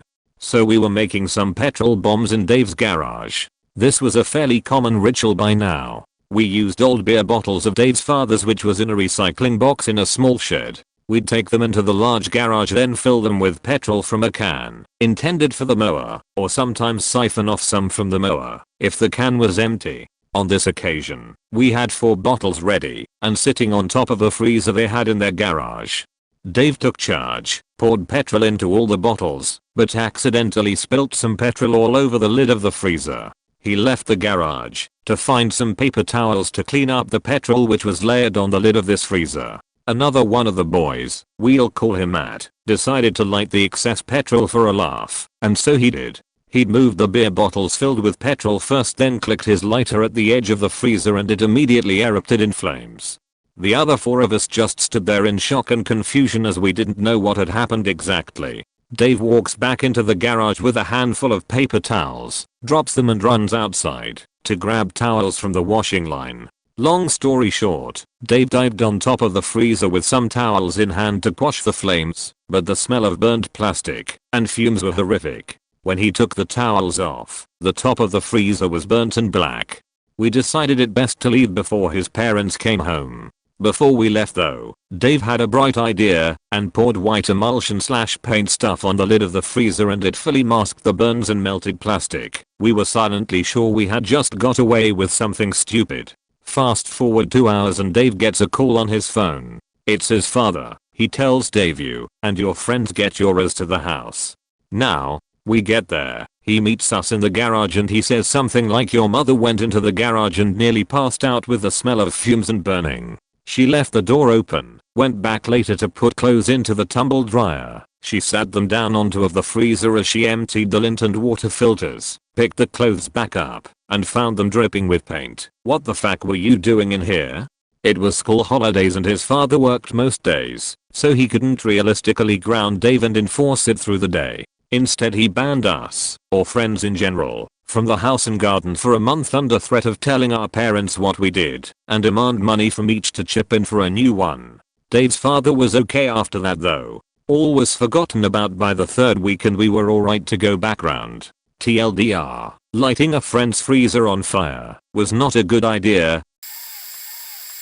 Preface, I'm not much of a social person, but I had the perfect party house, no neighbors and no carpet equals no complaints and easy cleanup, and for some reason, I really enjoy bringing people together. Because of this, it's not uncommon for me to throw parties at my house and dip out for a few hours to go to dinners with some close friends. I did this all the time and nothing bad had ever happened before, so I was never worried about it. That's what happened this particular night as well. I invited some people over for a little kickback and a couple of them asked if they could invite some friends. I said I was cool with it if 1, everyone was at least 18, and 2, everyone kept their clothes on. Once there were about 25 people in / around my house and everyone seemed content, we left to grab some moons over my hammy at Denny's. Probably 3 hours later we get back to my house. Pretty much everyone is gone. There's maybe 3 or 4 people passed out in my living room. Things look fine. Lots of empty cans/cups, towels on the floor where people spilled. Normal stuff. Then I walked into the bathroom, faking Cafe Rio, chicken burrito W/black beans, enchilada style, puke everywhere. Behind the toilet. All over the window curtains. In the bathtub. Down the door frame. Between the crevices in the light switch. On the mirror. Dripping down the wall. Too drunk to care, I said fuck it, and went outside to pee instead. The next morning I woke up to clean things up, and walked into my living room. I thought the puke was bad. But apparently it wasn't bad enough, because some bitch had carved her name into my faking wood floor. Edit. Formatting.